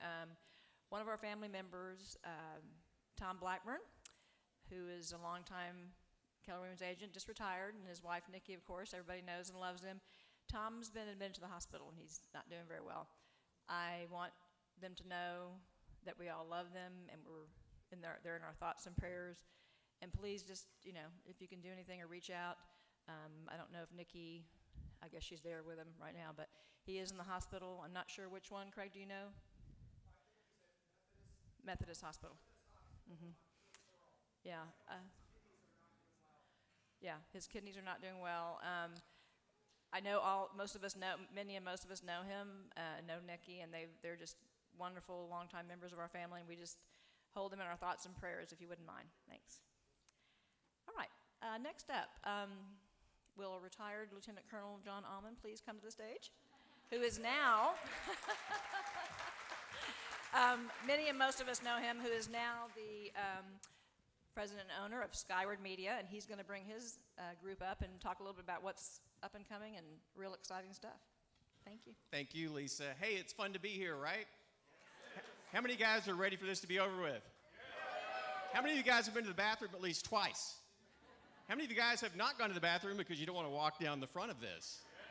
That's the rest of us, right? Especially you guys over there that Craig put over there towards the end. Hey guys, we're excited to be here. I'm going to invite you first to be part of this because this is really exciting what we're about to share with you. We've got a lot of great things coming up. We're already doing quite a few things, but I want to first introduce the team to you. So first, to my right here is Kesley Smith. You guys know Kesley. She's a senior account executive for you guys. She does a lot of training at Heritage. She's been a lot of fun. We've also got Jackie Ekman. She's the director of content for all things KW San Antonio. And new to our team as of October of last year is Erin Brown. She's our director of media. So all the videos that you're going to see today are what is part of what she does, and only part of what she does. She's a lot more too. So let's start off with this. Let's talk about how we help market your listings, but let's also talk about how we help bring buyers to you. I'd like Jackie to talk a little bit about what happens with neighborhoods. So if you go to the next slide, we'll let Jackie hop right in. Got a mic right button. Yes, it's on. Awesome. Hi, guys. So with the neighborhoods, our goal is to make sure that people know that you're not just real estate agents, because you're not. You guys are experts. You're experts at helping people buy and sell homes, right? You're experts at building relationships, but you're also experts at guiding your clients to the neighborhoods that are going to be their home, the neighborhoods that fit them. So before they come to you and before they ask you questions about the neighborhoods in San Antonio, what do? Go online. And what do? Next slide. slide. They check Zillow? That's not the right answer. Next slide. They Google it, right? So maybe they do go to Zillow, but they also Google it. And so when they are Googling it, it's our goal that KW San Antonio shows up in the search results. Not just shows up, but is on the first page. And so when KW San Antonio is on the first page, essentially you guys are on the first page of Google. So with neighborhoods, we try to make that content as robust as possible on the KW San Antonio site. It's not just, next slide, it's not just a blog post about a neighborhood. it's not just, next slide, it's not just a neighborhood description. What we're doing is we are weaving these pieces of what we know people are looking for when they do searches and what we know people need once they find the results to the search that they have made. So we're weaving in things like keywords so that search engines find KW San Antonio. We've also put on there neighborhood maps and resources like buyer's guides. And of course, your listings. If you see on the slide, your listings are on every one of those neighborhood pages. So in doing that, Google is finding KW San Antonio better, but more importantly, you are being branded. KW San Antonio and the agents that represent KW San Antonio are being branded as the experts of the areas, which is, at this point, with the way that people search, is more important than just saying, hi, we're real estate agents and we sell homes. So that's our goal for you. Great. So what Jackie said is very important, but I need you to get something. Google represents 98% of all the searches online. So Yahoo and Bing are back there somewhere in the shadows, but Google is it, guys. And when they search for homes in San Antonio, guess who pops up? Zillow, Realtor.com, Trulia. But what those guys aren't doing are enhanced videos of the neighborhoods. So I'd like Aaron Brown to talk real briefly about what you're about to see. So as John mentioned, a big part of what I do with Skyward is make videos, specifically these neighborhood videos. And the goal is to address people like me. I don't like words. I look at a page of words and I just see black lines. I don't pay attention to that. But pictures and video is something that really speaks to me. And so my goal with these videos is to communicate what a neighborhood is about to people that either are potential clients or looking in the area that then are attached to you when you pop up on these pages and your listings are there. And so it's to create a connection between a neighborhood and Keller Williams and you as an agent. So these videos are meant to serve that purpose. All right, let's roll that video.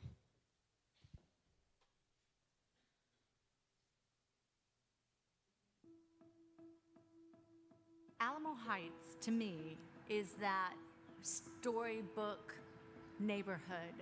You know the people who live behind you, in front of you, next door to you, and it gives you that very wholesome feeling that's just like what you imagine the perfect neighborhood to be like. When you drive down the street, every single house looks different. And even though Alamo Heights is one of the most established neighborhoods in the city of San Antonio, there's been so much revitalization and so many of these homes have been modernized. Everyone knows everyone here. Everyone's really inviting. Our people care, and they come back here generation after generation after generation.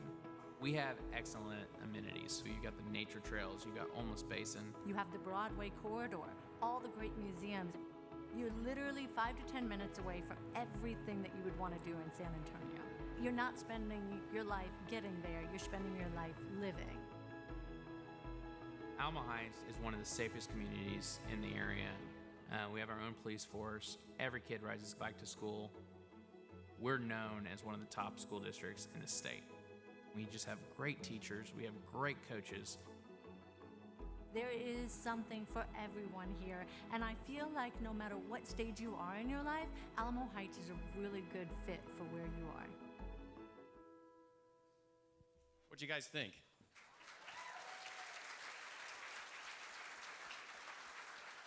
So do you think your buyers might like those? Do you think you might want to share those with your buyers? Do you think potential buyers who are searching on Google and find that page through the article that Jackie wrote makes sense to you? Does that make sense?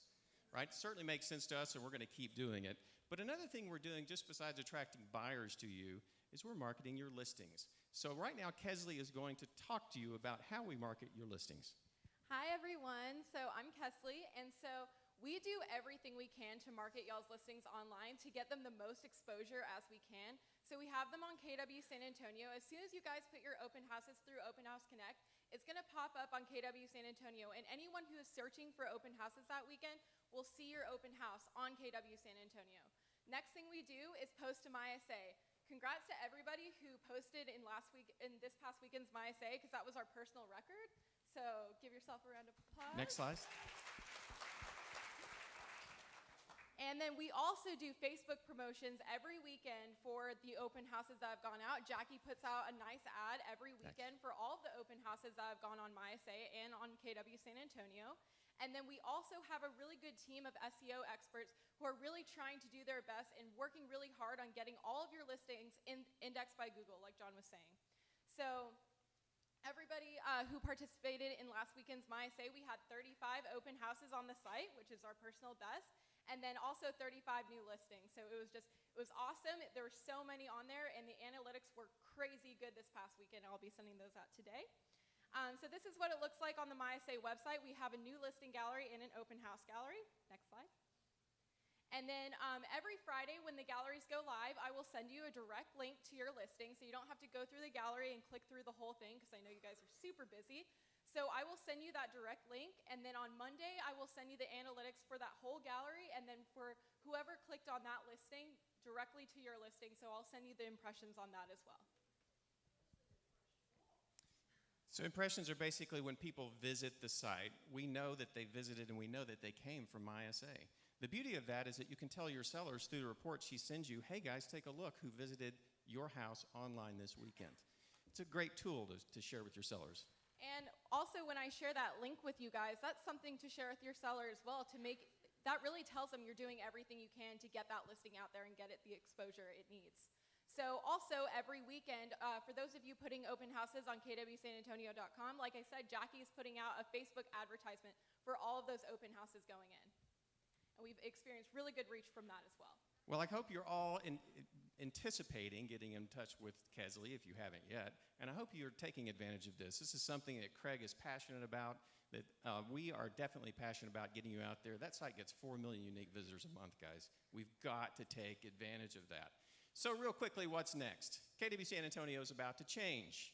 We're about to go through some massive changes this summer, and I'm going to tell you about one before we start this video, but I would like to tell you a little bit about coming soon listings. We talked about those today, and Garrett's not a big fan, but I am. So here's what happens. If your seller's getting that house ready for sale, right, you have up to 2 weeks to post that coming soon listing, and we're going to post it on KW San Antonio, and we're also going to push it to MySA. That tool will be available mid-June. It will be in the back end in the agent portal. You can do it. You can do it right there online. It'll be easy, and you can get going. But even more than that, the website's about to undergo a dramatic difference. We've got enhanced video on the homepage. We have brand new pages. We have luxury pages, open house pages, all sorts of neat ways to promote you. And to tell that story, I'd like Dean Aiken, who's the tech committee chair for your office, to tell us via this video.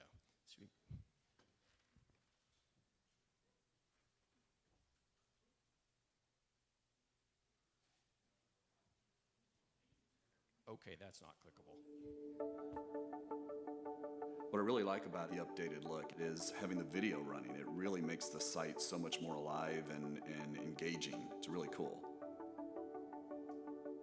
As an agent at Keller Williams, having KW San Antonio is the most powerful website in the city for real estate. As an agent, it's important to have the photos of your listings look as great as possible. Being able to promote our coming soon listings online is huge for us. In the 200 to 250 range, homes are on fire. I'm seeing houses sell in an afternoon. And being able to expose for our clients a new listing before it ever even goes on the market, and the ability to send it straight to MySA is a big advantage. What I love about the new tools is I'm in control. It allows me to be able to input the information, either if I'm doing it on my phone or I'm doing it on my computer. I can do it directly, be done with it, and move on to my next project. And that's what's important to me because we've got so much on our plate. So I really like the updated look. It really is fresh and clean, looks great. It's very easy for people to navigate and use. It's nice. Thank you for your time today, guys. I hope you enjoy this.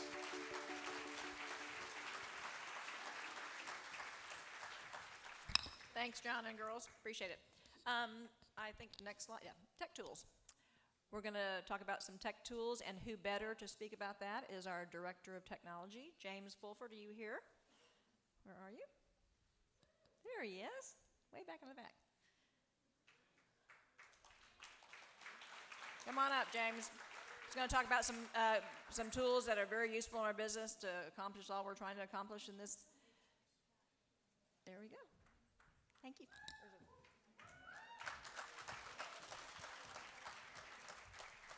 Good morning.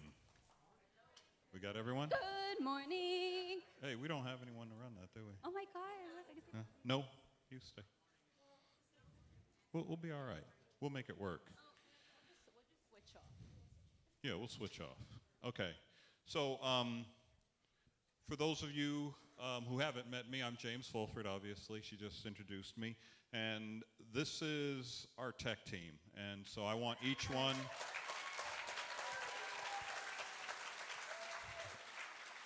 I want each one to take a moment to introduce themselves and tell you a little bit about what they do. I am Chelsea Bates. I am a technology coordinator here at Keller Williams Heritage. I specialize in tech assistance, so I'll sit with y'all on any specific thing in technology, and I'll go over it with y'all. I also do all the back-end work for when new agents come in. So when you get all your KW passwords and you get all the fancy smancy stuff, I'm the one who's in the back setting it up.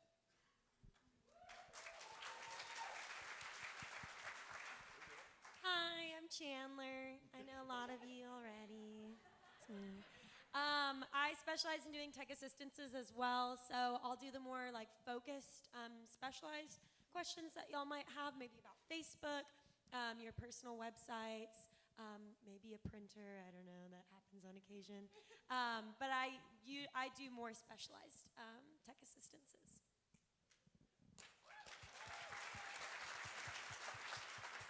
Hi, everybody. My name is Dominic Baxley. I'm the newest tech coordinator here at Keller Williams Heritage. My job is to basically educate you on all of these systems we use. So this is not limited to, but includes your Playster website, your mobile app, the app for Keller Williams Heritage, your e-edge.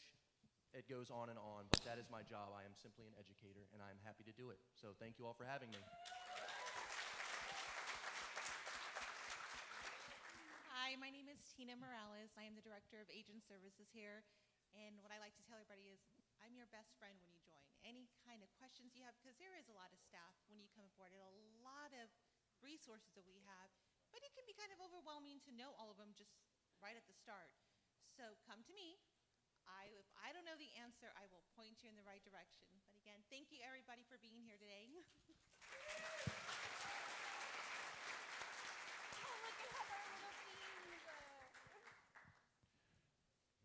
And Regina Dawson is also out in New Braunfels, so yes. y'all give her some love too if you're out in NB.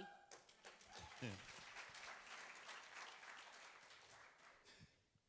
Okay, so I'm here to talk about the Facebook page. So Yeah. I actually really hate sitting when I talk, so I'm going to stand. Do that. Sorry. Okay, so just a quick wrap up. We do have an official KW Heritage Facebook page. So Kim Bridgeforth was actually the one who rolled this out, and it was really cool. And so we had started doing something because we know all of y'all get on Facebook, right? Yes, everyone needs to be nodding their heads, yes. So everyone gets on Facebook. What better way to communicate with each other than the social media that we're on a daily basis? And so we were able to create this Facebook page for y'all, or Facebook group, I want to say. It is a group, it's not a page, so it's a little different. I know it says Facebook page, but everyone needs to know it as a group. Constant streaming content from just regular training things that we're doing, because we're usually streaming them live, that you can watch, sitting in your bed. Like you can be like on your couch at home watching it live from the office. So we do regular trainings and we also do team meetings. And we also have really great announcements, just generic announcements or announcements that you guys need to know, like the mandatory meeting was today. That was on our Facebook group multiple times. Same with like announcements like Red Day and that kind of stuff. So just announcements that y'all need to know. Being here, I know sometimes it gets hard to get into the office every day and just know what's happening. This group is super awesome at being able to connect all of us in that way. And again, connect with your KW Heritage family. We get to, it's hard to get us all in a room like this every single day. So being able to connect with each of y'all on a daily basis is amazing. And as of yesterday morning, we had 563 members. That is so sad. There's so many of y'all. Just go, and so if you haven't, if you're not a part of the group and you would like to be, you can go to the link and you can request to join. Or if you really feel like that's super, super hard, you can always send one of us an email, and we'll be able to send you a request to join the Facebook group. So just keep that in mind. Usually going to the link will be better. However, if you cannot, just send us an email. We'll be able to do that. So yay, Facebook!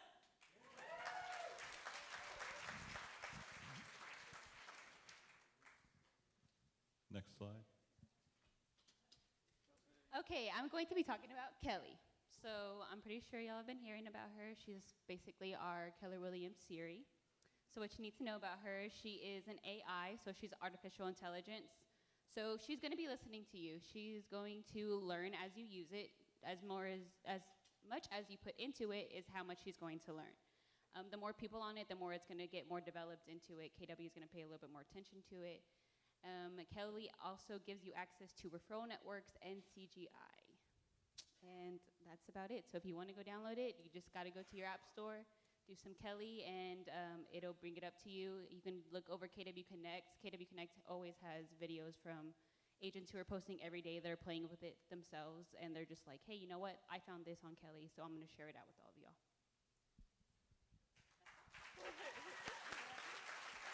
Next slide.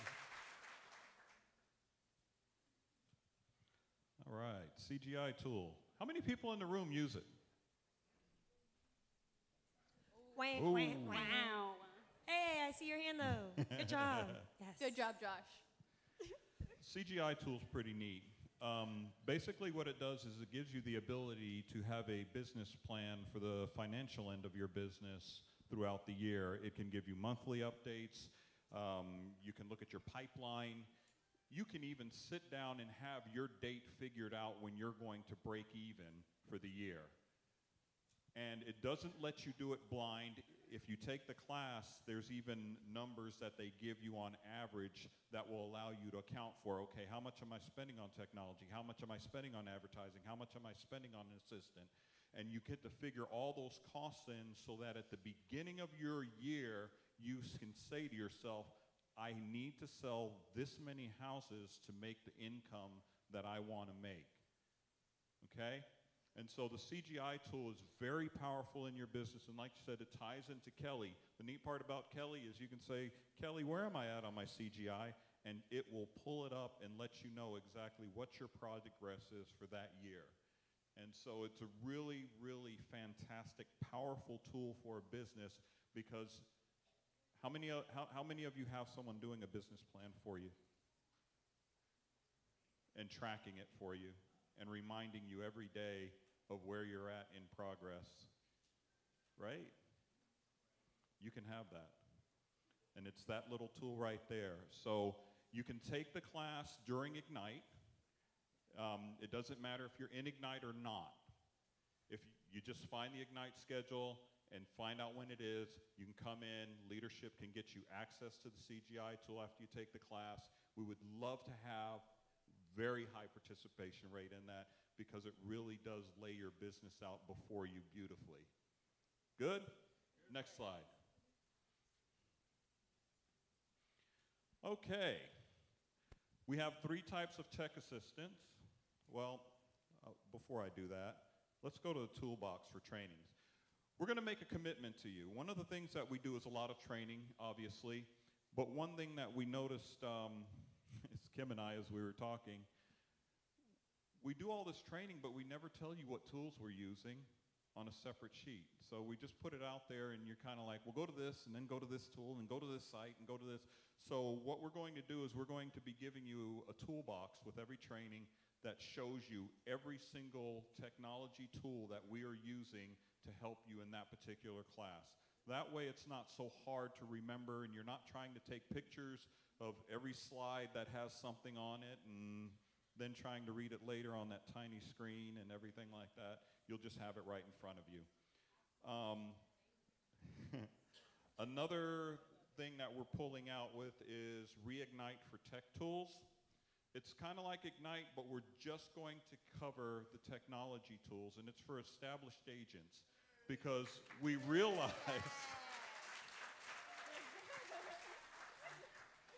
Yeah, you know, we're kind of slow sometimes, but we did realize that a lot is rolling out constantly, and you guys are out there doing your thing, and there's not really anything established to bring you in and say, this is what's available to you. And so our first one, we're trying to iron out the dates, but our first one is looking like mid-June, and we'll get that information out as quickly as we have the dates completely solid there. So we offer 3 kinds of appointments. The tech assist. That's me. Hello. Tell them about it then. Okay, so a technology assistant. So that's kind of like what I spoke about in the beginning. Like maybe you have a question and you want to spend like a whole hour on your website. Or maybe you want to know how e-edge works. Or maybe you want to know how Facebook marketing works. Or you want to do something in Facebook that you can't truly figure out by yourself. You would spend at most a 1-hour session with me. And I've had people book multiple 1-hour sessions, maybe 1 week and then the next week. That's totally fine. And we go over whatever you want to learn for that 1-hour session. And if it's completely out of my range, y'all put in the little description what y'all are meeting about, so I read it before you come and sit down with me. I've never had a tech assistant that's been out of my range, but if it is, I will let you know prior to coming to me. But that kind of sounded conceited for a little bit. Now that I'm thinking about it, just nothing has ever, like, y'all haven't had a question that sounds weird. I don't even know. But so if it is out of my range, I will let you know prior to coming in because you fill out like a little form. But it's just a focused 1-hour meeting with me. Chelsea, you want to I do more of the tech makeover side. So tech makeover is going to be like you have updated phone numbers, you have a new website, you just want a whole updated of everything that you have.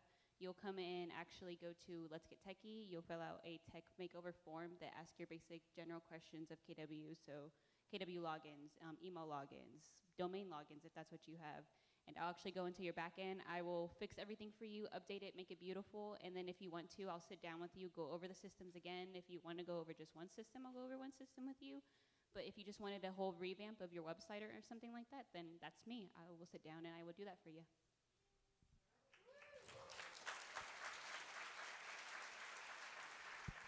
Then obviously the tech one-on-one is the initial where we sit down with you, go through all the tools that are available to you, get your website set up, all those things happen at that appointment.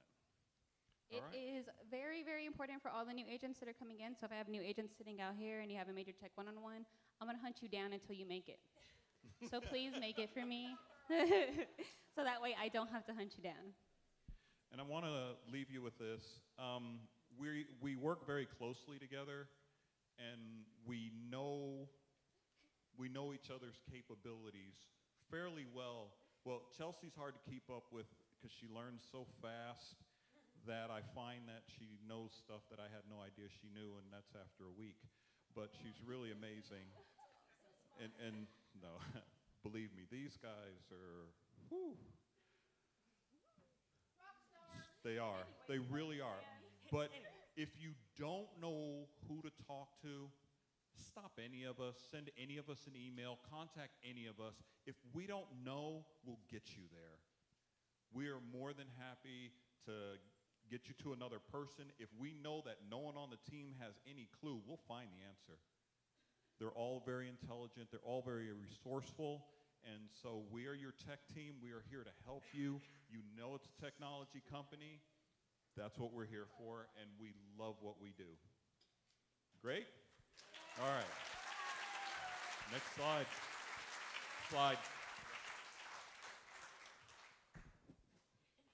Speaking of technology, more technology.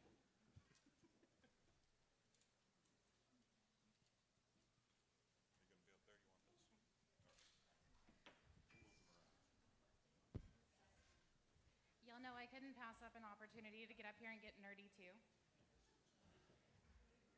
Here's my partner in crime. All right, so some of you, can y'all hear me on this one? Yeah.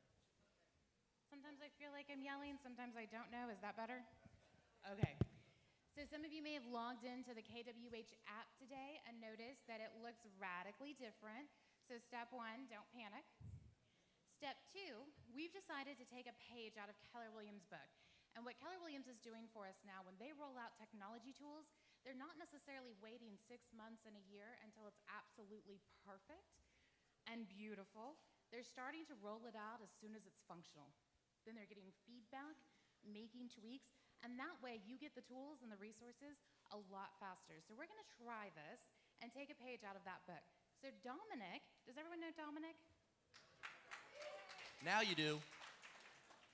So Dominic is our resident expert on many things, including the app, also all the different programs to get call leads and call lists for geo-prospecting, and does a lot of different group projects for us, and works with our tech team and agent services, so definitely jack of all trades, and master of quite a few as well.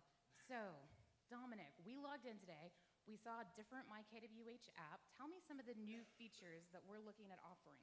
Absolutely, I'd be happy to.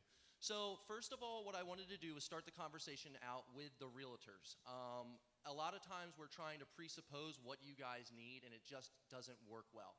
So my first goal was to make a new agent survival guide. It has certain things in there, such as the basics, which is a set of checklists, okay, for you guys to go through. That isn't limited to open houses, new listings, new buyers, new sellers. So there's definitely some checklists in there that you guys should check out.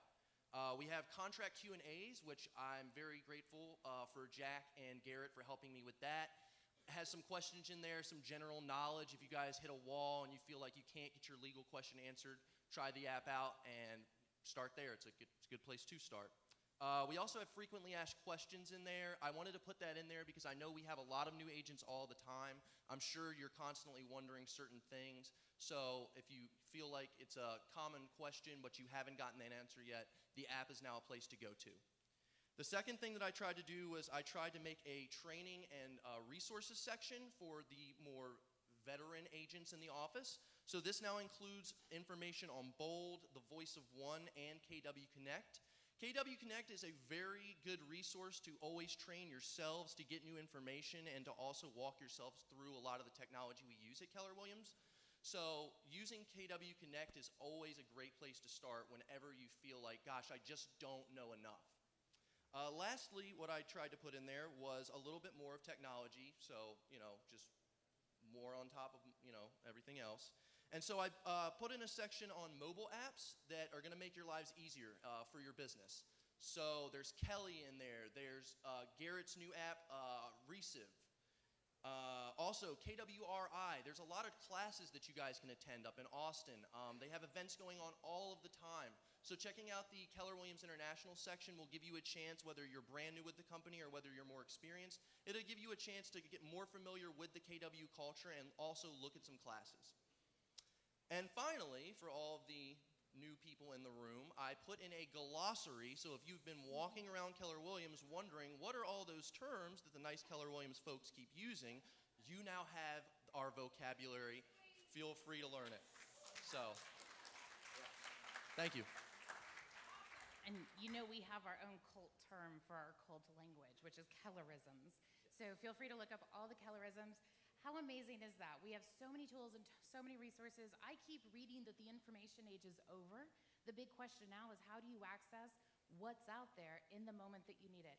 So we realized that app was really kind of top down, set up like folders. So we're trying to kind of flip it on its side and like, okay, so if I was an agent and I wanted to go out and use a buyer or use all the resources to go work a buyer, could I just go through them one by one? So I hope you'll bear with us. And if you do have suggestions, Dominic, what's the best way? If they see something missing or a tweak we need to make, what's the best way for them to give you feedback? I'm going to go ahead and pull a John Davis here, and I'm going to throw out my email to everybody. If you want to jot this down, it's dbaxley@mykwsa. I really do appreciate everybody's feedback. I really hope everybody enjoys the app and they get something out of it. And honestly, I really would like your feedback. So it just helps me help you. So thank you. It's going to be a future focus, so definitely let us know what we can do, what you'd like to see in it, so that we can make it happen, and that's what we've got. So thank you, guys. Thank you. Back to you.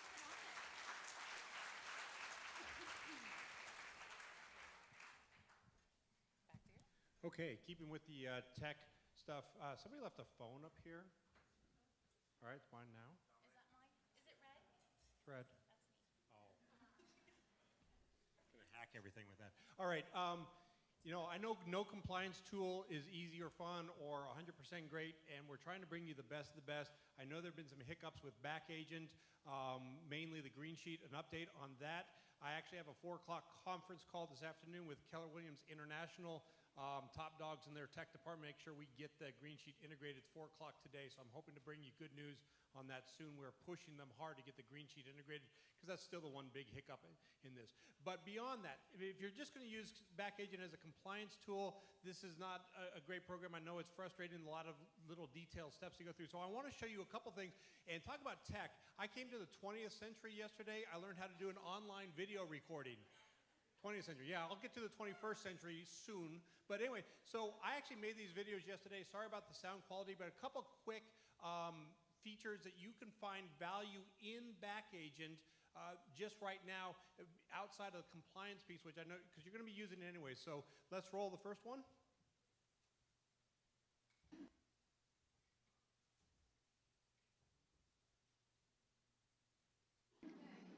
Today I want to show you one of the really neat perks of the Back Agent system that's accessible to you at no cost. It's under the Promote tab that's right here along the top, and you can see in here that you can access doing brochures, business cards, flyers, even gift boxes. Quickly looking in this tab here under the gift boxes, you can see that there's little cube boxes that you can put gifts in, golf ball boxes, even wine boxes. By clicking on this, you can see what the boxes look like. If you want to order these, you click Create and Customize. Back Agent has all of your pictures, your profile pictures, and your information in it. So when you go here, you'll see it'll pull up your picture. And if this isn't the picture that you wanted, you could go in here and you could select a picture to upload from your computer if you wanted. You can customize your contact information, like adding a website if you'd want to do that. And then you can even adjust the color if you would prefer. You'd simply click Next and then order these to be printed and shipped to you for assembly for future closing gifts. Also, you can go in here and you could look at flyers and brochures. Quickly under the flyers, I want to show you that there are several different kinds. We have a one-sided, a two-sided, and other information, other designs that you can look at, all of which are customizable. Selecting this one, if this is the one you wanted to use, you go in, click Create and Customize, and it's going to pull in all of your open listings. So you simply select the listing that you want to do a flyer on. And this is going to pull in all the information and hard work you've already done from the MLS, all your pictures, all of the write-up on the home. It's going to pull that in, and it's going to be here in the layout that you choose. But this is also totally customizable. If this is not the photo that you want to put or have here in this spot, simply click on it, and it's going to access all the other photos that you've already put in the MLS. Then you select the one that you'd rather be in that place, put it there, and it's going to update this. These are also customizable, so if there's information you want to change or enhance in here, you can do that. On the back of the flyer, it's got the information that you've pulled in or you've already put in the MLS. Again, all of which is modifiable. You can take things out, you can add information.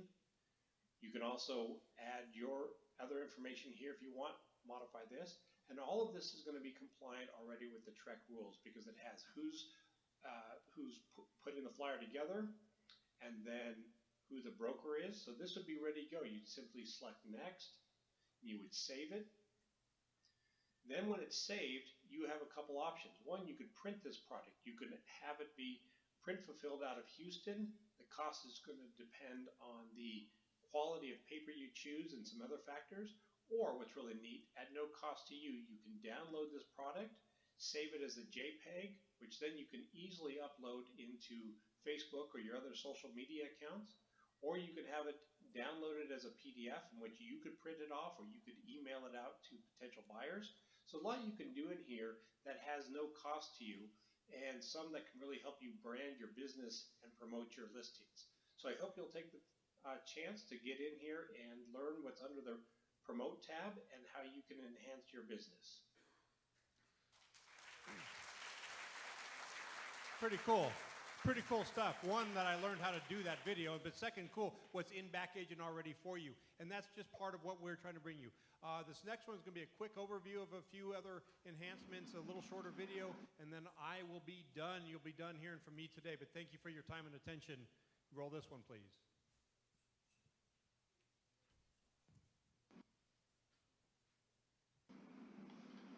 Hi, Garrett Brandt here to show you some of the other features that are in Back Agent to help you really manage the transactions that you load in here. You all know that it's a requirement to put them in here, but how can you fully take advantage of all that the system offers? Well, some of the things that you can do is, if you haven't already, is you can link to your calendar. As you may know, Back Agent pushes all the performance dates of your contracts to the calendar here. You can see them showing up here in red. So when you take a listing or you have an option date or a closing coming up, they're all going to be showing up on here and tell you exactly which transaction that they're on. But if they're just on the computer, they may not do you full value. So you can subscribe to this calendar and have it pushed out onto your mobile device, either your Google Android device or your Apple device. So I encourage you to link your calendar to your transactions and be in the habit of putting your transactions in to Back Agent as early as you can. As you do that and you put in the performance dates, the link to your calendar, you'll never lose track of what you need to be doing on every given file that you have.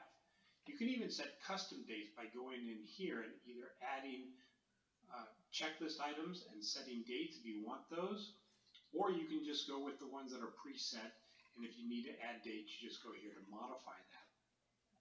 The next thing that you can do is you can invite your client, your buyer or seller, into the transaction. You do that by going to the Contacts tab of the transaction, click Share Transaction.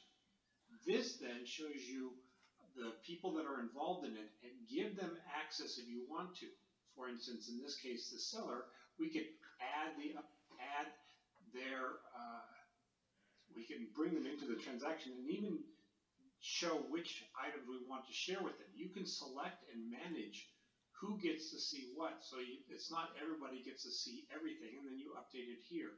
So maybe the lender of the transaction, if there was one, or the title agent needs to see certain documents but not others. You can share just certain pieces of the transaction with them. They can also upload documents here.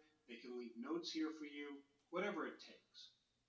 The final thing that I just want to point out is when you do have a transaction, it's a great place. You know you need to put the documents in anyway, but as you get them in here, then they're in here. You don't have to worry about carrying the file around or worrying about losing papers.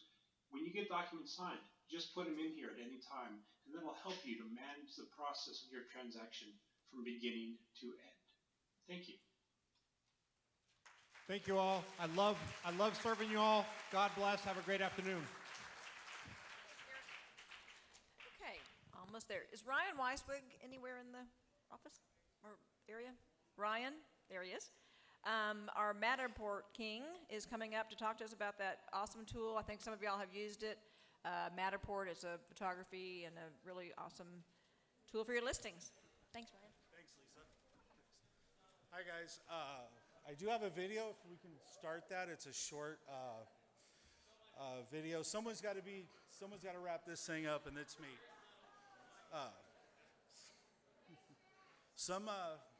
First of all, I'd like to thank everybody that has used my services. If you have used my services, some of these pictures up here you might be familiar with. With pushing out the Matterport link is what we were talking about earlier with social media and stuff like that.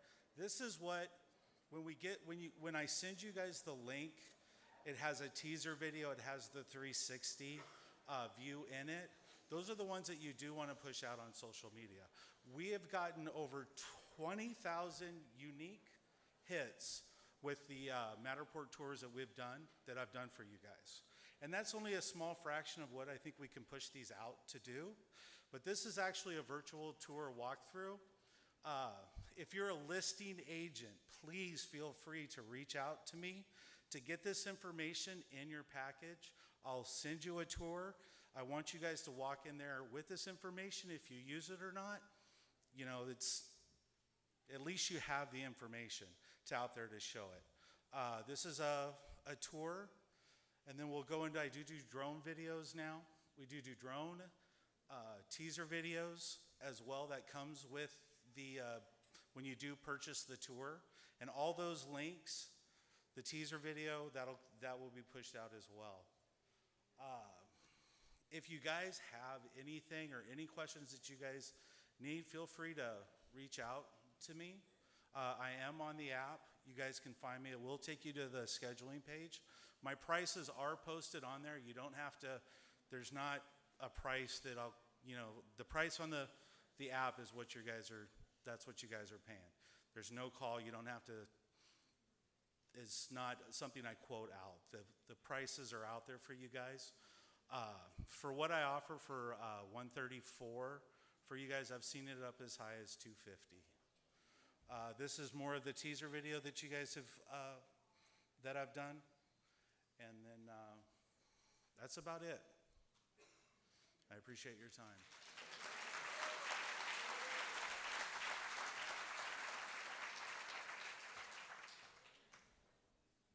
Okay, is Julie coming up to the stage? There she is. Julie Forbes, everybody.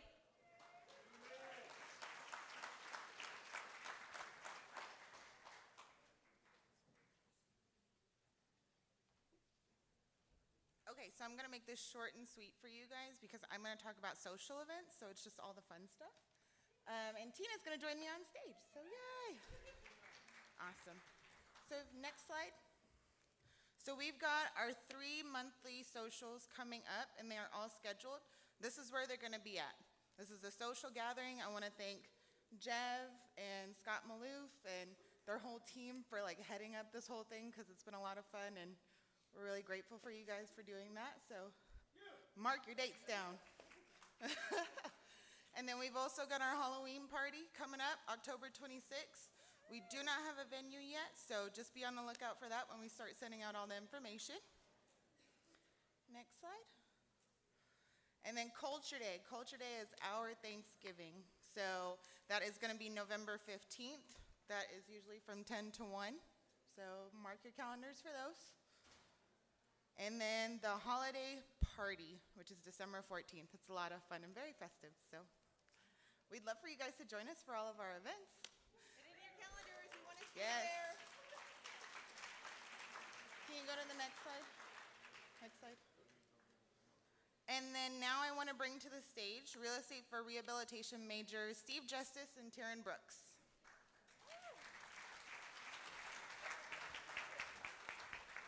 So everybody knows the secret to having a great meeting is to start well and to end well, right? So the first thing we wanted you to see was our materials when you got to your seat today. We want to tell you about a brand new tool that you as a Keller Williams agent can have for providing a new service to your client. It's really an old service, but maybe new to you. I'm Major Steve Justice. I'm the administrator of the Adult Rehabilitation Program for the Salvation Army here in San Antonio. Basically, I have a 115-bed, 6-month program for guys dealing with alcohol and drug addiction and recovery. One of the best run programs in town, better success than most state programs. Here's the exciting thing is we are totally funded by donations to thrift stores. So I'm not here to take a single dime from you today. In fact, if I get it, I have to turn it over to some other Salvation Army group. I don't mind doing that, but my total program is run off of donated goods. Well, a Keller Williams agent in Phoenix, Arizona decided, I want to help you do that, and she started, Joe and Joanne Calloway, started Real Estate for Rehabilitation, the program that you have materials in front of you. Taryn's going to tell you a little bit more about it. Taryn's on our board, one of your Keller Williams agents, and she's going to tell you how she uses it. Hey guys. Hey, try to make it really quick. Hey, so thank you, Major, and thank you, Craig, so much for letting us talk today. I recently joined the Salvation Army ARC Advisory Council for the Rehab Center, and it's basically just to spread the word about the Rehabilitation Center and try to get this small little Salvation Army truck and all our materials in title offices, mortgage offices, and realtor offices. So you guys should all have received 3 items on your chair this morning, and if you refer them for free pickup for their goods, clothing, appliances, vehicles, they are all tax deductible, but the proceeds go to the rehab center. So they will pick up anywhere within a 50-mile radius and from their downtown location on South Flora Street.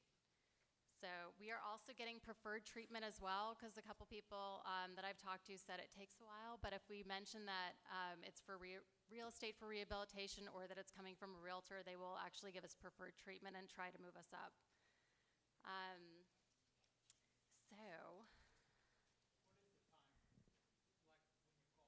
For the most part, it's the day and a half.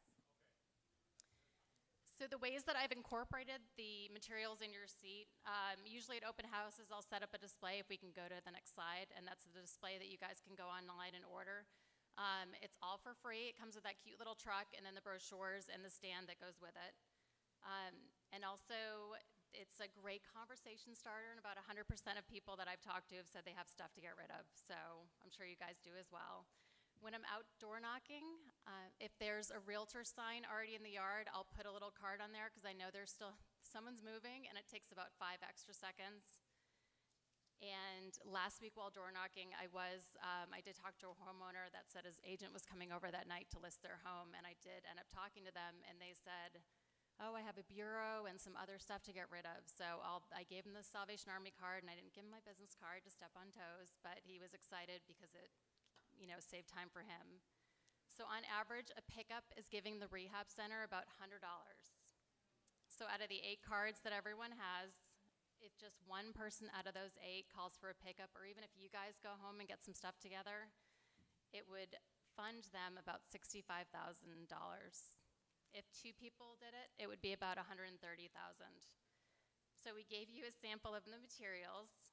We hope you run out of these very fast, and you can go to the website and order more. We will be here for a little while after the meeting, so if anybody in the back didn't get materials, we'd be happy to give them to you. And what I love about this, we're not asking for anything from our clients or selling them anything extra. It's a complimentary, expedited service we can provide and offer to them, and by doing so, we're contributing to our community, the Rehabilitation Center, and not only changing lives, but saving them as well. Thanks, guys.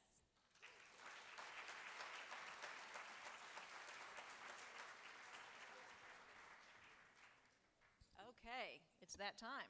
We're done. We're going to play a video and review.